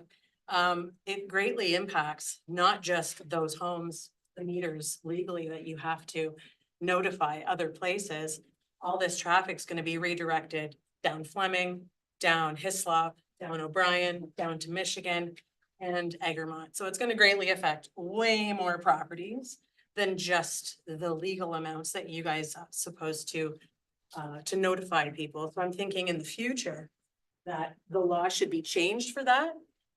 Seeing as how now there's going to be a lot of upset people that if this does not get approved with the buffering and the traffic coming off Lakeshore, there'll be a lot of upset people, and that future projects will only be exacerbated by, we need to be all notified as a small little hamlet of Kamlaki. on such a large scale operation. So just something to consider. Thought I'd bring that point back up. Thank you. Thank you. Simpson? Yeah, with regards to moving this ahead to the county, you reference county staff giving approval. So is it similar to the staff of Plympton-Wyoming made their recommendations to council? Or is it just the staff of the county going to approve it? And is there going to be is this going to be put before the councilors at county for their approval? I'll handle that unfortunate question. The County of Lambton Council, many years ago, delegated responsibility for draft plan approval, which is to their manager of planning. Draft plans do not go to county council, they're approved at a staff level. So this will not be going to the floor of the county council. However, as we noted, the approval authority generally works in the comments provided by town council. That's why it's important today that we get those comments right, because we expect that manager to respect the town's comments as we are the municipality where this is being built. I cannot promise they do that because legally they don't necessarily have to, but politically, and they should, and I presume they will. I just cannot promise to you that they will do that because there's no legal way to force that per se. So is there an opportunity for us who feel we have a vested interest in this, like especially with regards to the direction of the traffic and onto Lakeshore Road? Do we get an audience with the staff? Do we get that opportunity? We'll press upon them. I would suggest that they are hearing all this, and I would suggest that all the documents we've received will be open to those persons. I appreciate that, but how it works is similar to the conversation I had with Mr. De Silva. He heard what I said, but he just referenced the traffic plan. We've done a traffic study and he approved it and it goes through. If we don't voice or have that opportunity, it'll be the same. It seems to me it would be the same with the county staff. I can't speak for the county, but that's why these meetings are held. That's why we have noticed your concerns and we've amended our conditions. This is the community's opportunity to make sure that they get something that works for them and for the council to show what they want approved to that person. So there's no formal mechanism for that, unfortunately. I'm sure that you can send your emails to them as well, and we'll make sure they get them. But there's really no more formal consultation after this is approved today. And who is the staff person at the county who we can send our concerns to? That department's currently being restructured. I would have to provide that information at a later date. I don't know who the county would want that information going to currently. Meekins and then Ms. Conservancy. Through you, Mr. Mayor, I will note that the last meeting that was held, the public meeting, that was technically a County of Lambton meeting. We were holding it here on behalf of them. Through that, any written correspondence that we received was sent to county planning staff. They received the minutes from that meeting, the link to that meeting, so that they're able to review it. We will also send them any written correspondence that we received in regards to the meeting. Again, we'll send them the meeting minutes and the link to the meetings that they are able to review the comments that were heard. But part of the process is we do provide any written correspondence that we have received to them. So anything that was on the agendas that was received does get forwarded on to them. And as such, made a request that we want to see the traffic study. We would have that and be able to make comments. So as was mentioned before, the traffic study and any documents submitted as part of a planning application are available for review at the town office during town hours. So you could come in person and view it anytime Monday through Friday, 8:30 to 4:30. Councilor Rossi? Certainly, any communication written will be provided to the approval authority. Yeah, thank you, Lisa, for mentioning that the first meeting was technically a public meeting that was held on behalf of the county. There, I can also provide an email address should you wish to provide additional comments in writing, which will go directly to the planning department at the county. So if that is something that If the public is interested, and I can certainly provide it now. Yeah, I don't have an objection to that if you'd like to provide that. I didn't want to voluntarily provide that information for a department that I don't have oversight over, so.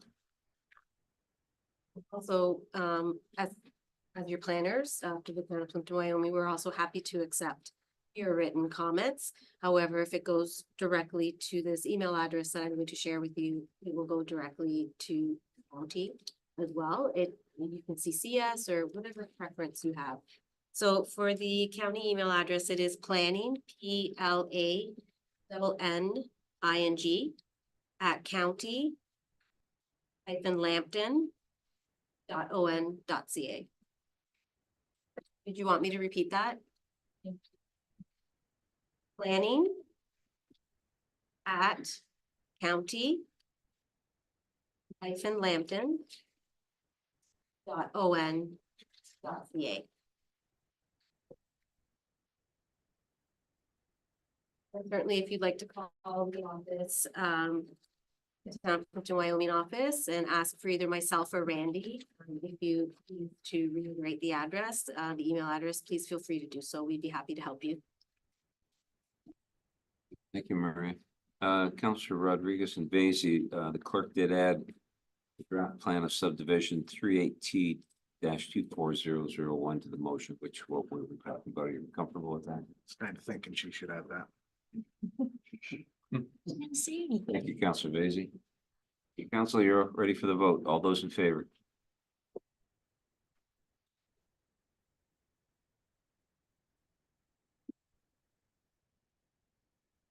Council, thank you. Next I have a motion by Mayor McEwen, seconded by Councillor Van Claveren, that the regular planning meeting be adjourned until the next regular planning meeting, Monday, July 29th, 2024. All those in favor? Carried. This meeting is adjourned. Those watching us virtually, thank you for being with us. Those that are with us in person, thank you for your patience.